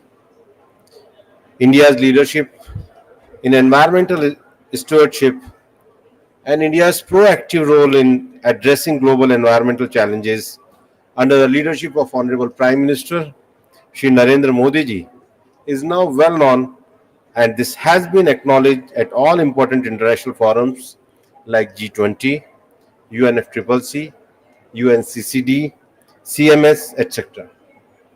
India also highlighted its environmental commitment by hosting the COP16 of UNCCD. Our country has different climate regimes, which has resulted in diverse landscapes. One of such areas in the extreme arid and semi-arid landscape in northwestern part of the country. This is bounded by Aravali Mountains in the east. These mountains are one of the oldest mountain range of Earth, dating back to more than 3,200 billion years. Besides being a barrier to the advancement of desert toward east, it also serves as the storehouse of unique assemblage of flora and fauna. These mountains contribute to biodiversity conservation, ecological balance, and support critical ecosystem services like soil restoration, water rejuvenation, and climate resilience. However, these mountains also face a number of challenges today, like land degradation and desertification, encroachment, mining, especially illegal mining, urbanization, etc. These have significantly degraded this ecosystem and have number of interlinked climate and livelihood impacts. To address these challenges and to resolve the ongoing degradation, there was an urgent need for large-scale and comprehensive restoration program involving the state of Haryana, National Capital Territory of Delhi, Rajasthan and Gujarat. With these, the Government of India conceptualized the Aravalli Green Wall program. And I want to mention a special thing here that we are very fortunate that one success story also here for restoration of Green Aravalli. Under the vision and leadership of our Prime Minister Shri Narendra Modi ji, one such example is restoration and maintenance of healthy grassland in Gujarat is there. That example is enough for us to create a green Aravalli wall in these states. This project is pioneering initiative aimed at restoring about 1 million hectares across these 4 states, aligning with the goal of UNCCD, UNFCCC, CBD and SDGs. While formulating the concept, the crucial roles of Aravalli Mountains play specific to each state was studied. In Gujarat state, it regulates rainfall and helps in groundwater recharge, which are vital for agriculture and livelihoods. In Rajasthan state, Aravallis act as the natural barrier to the Thar Desert's expansion while housing diverse flora and fauna. In Haryana state, Aravallis play a critical green buffer supporting biodiversity, groundwater recharge, and air purification, particularly for Gurgaon and Faridabad. In India's national capital Delhi, Aravallis are key to mitigating urban heat islands and acting as a carbon sink for the entire national capital region.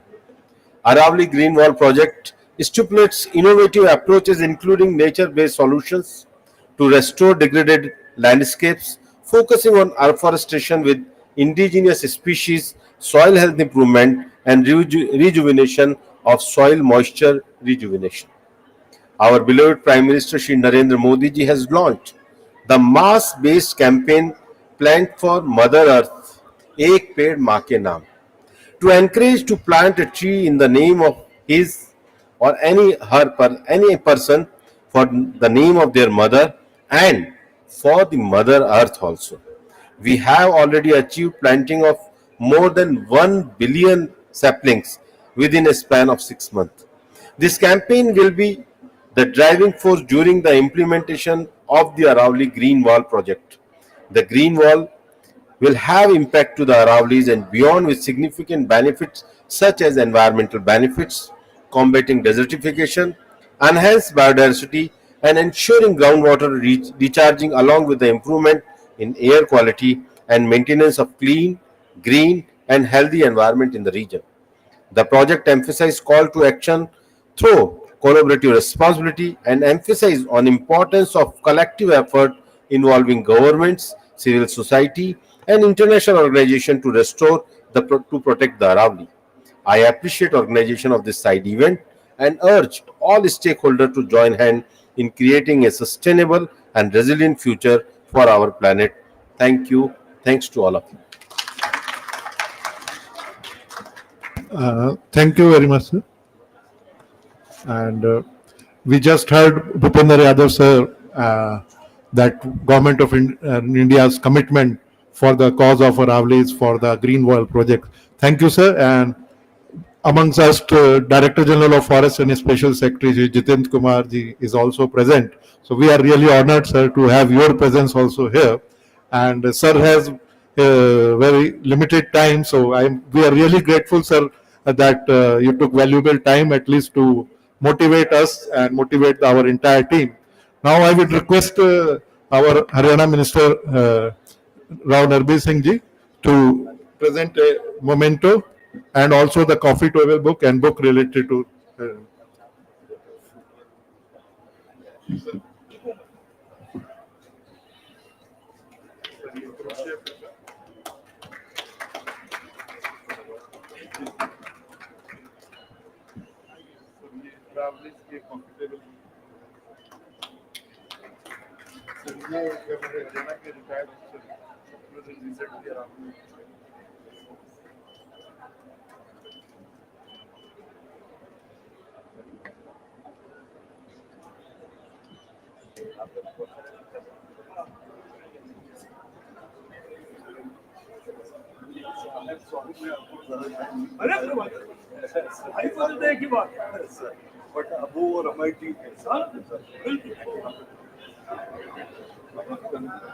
Uh, I thank everyone. I think we had a very good session, and we are really honored to have presence of very high profile. We can say that our Union Minister as well as Haryana Minister. Once again, thank you, everyone. Thank you.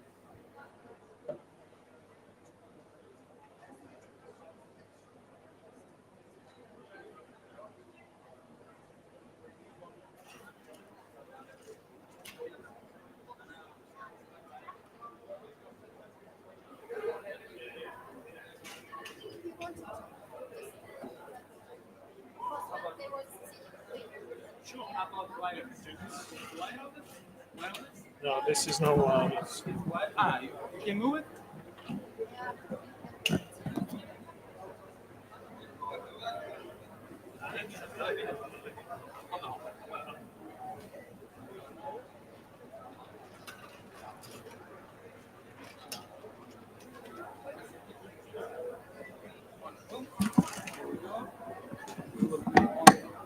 Let's.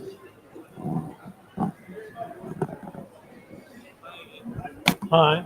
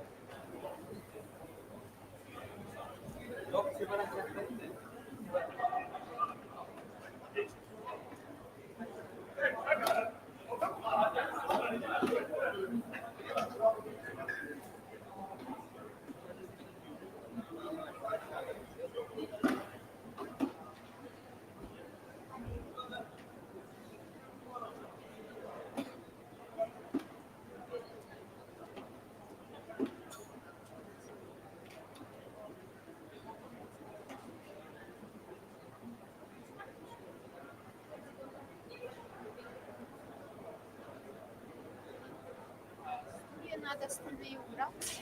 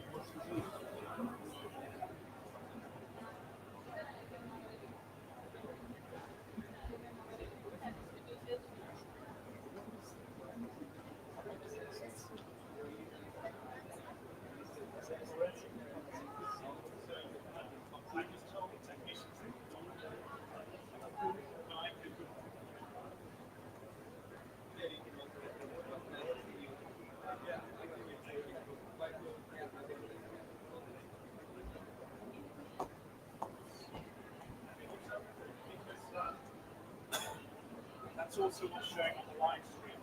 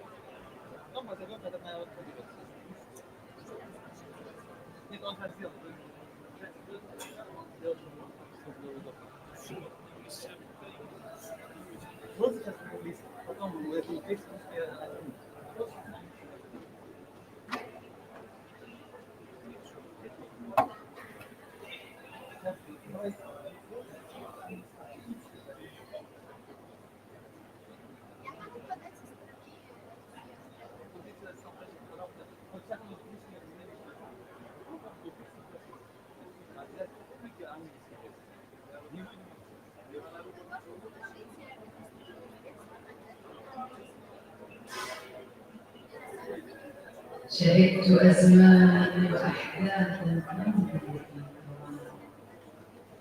وحضارات تغيرت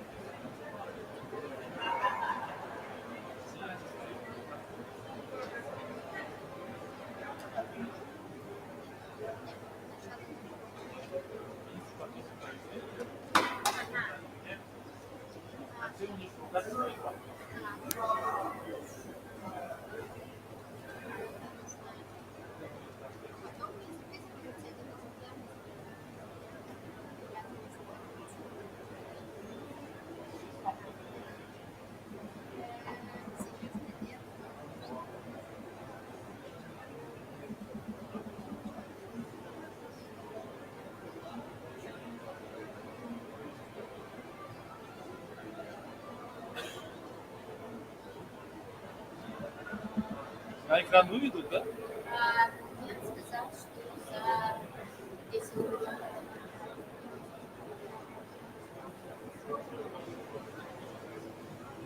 Если ничего не происходит, можно рекламу. Не, у нас вот это лайв много экрана.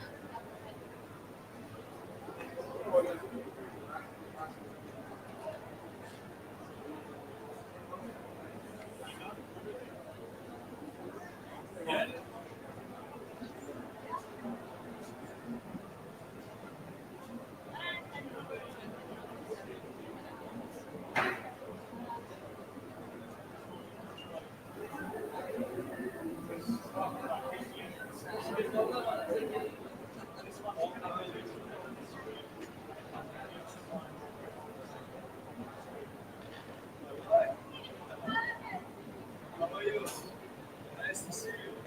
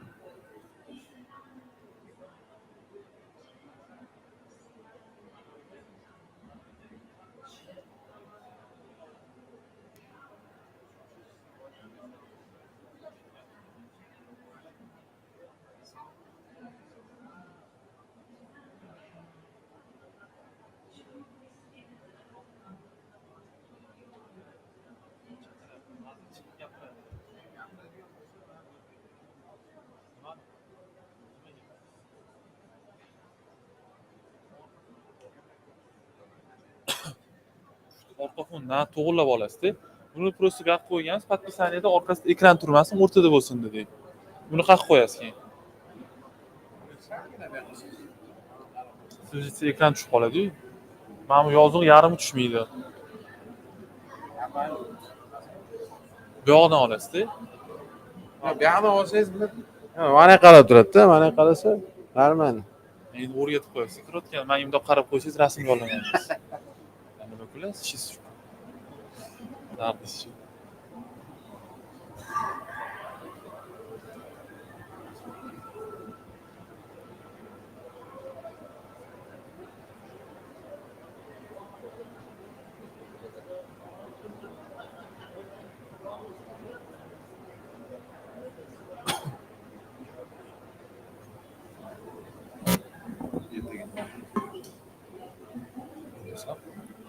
Olaman degan gap qilib boribdi, ketaman degan gap bo'lmadi.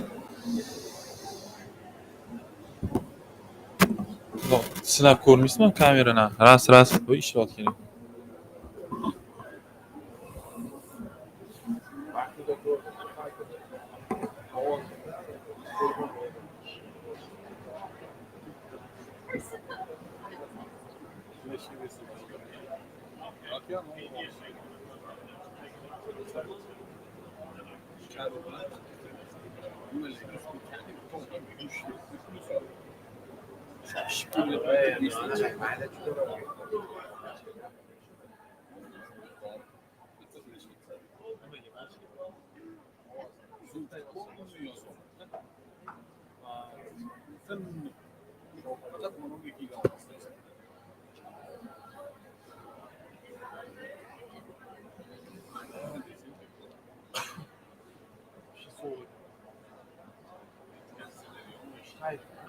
الاتحاد.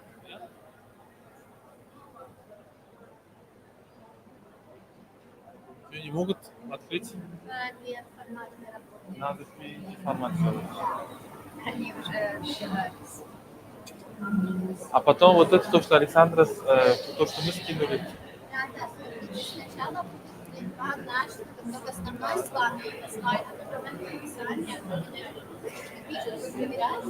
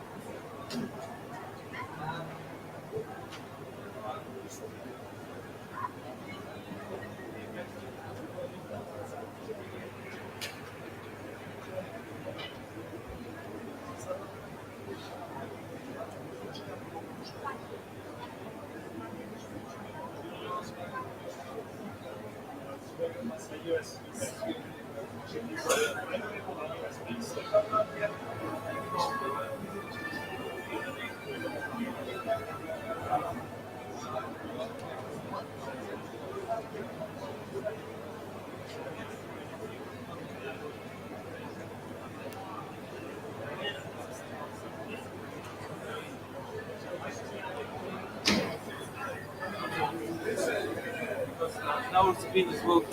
We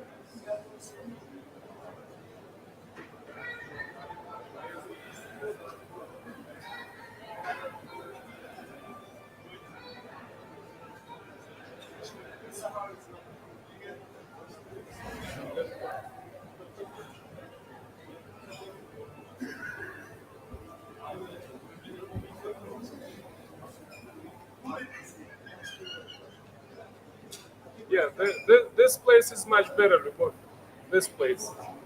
There is some heat coming from the screen.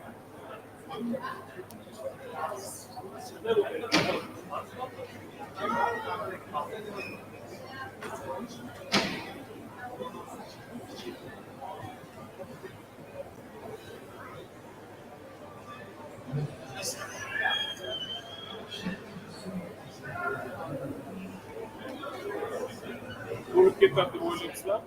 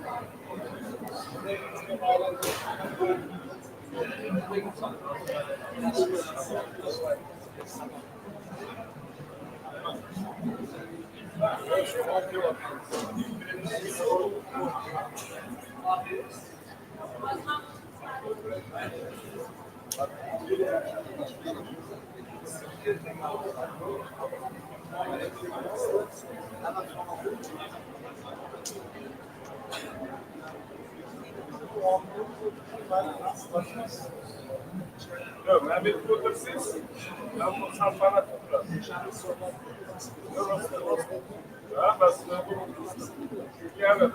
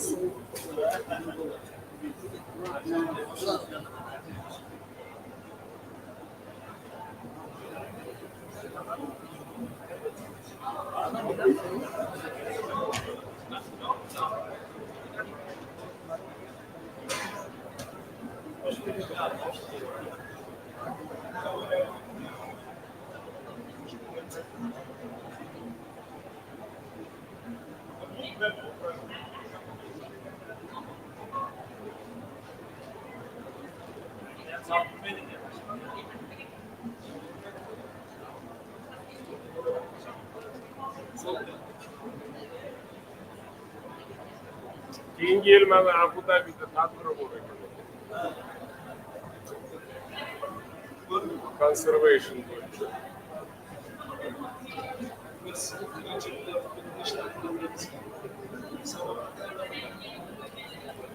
O'zi biroz narsa qilishyapti buni.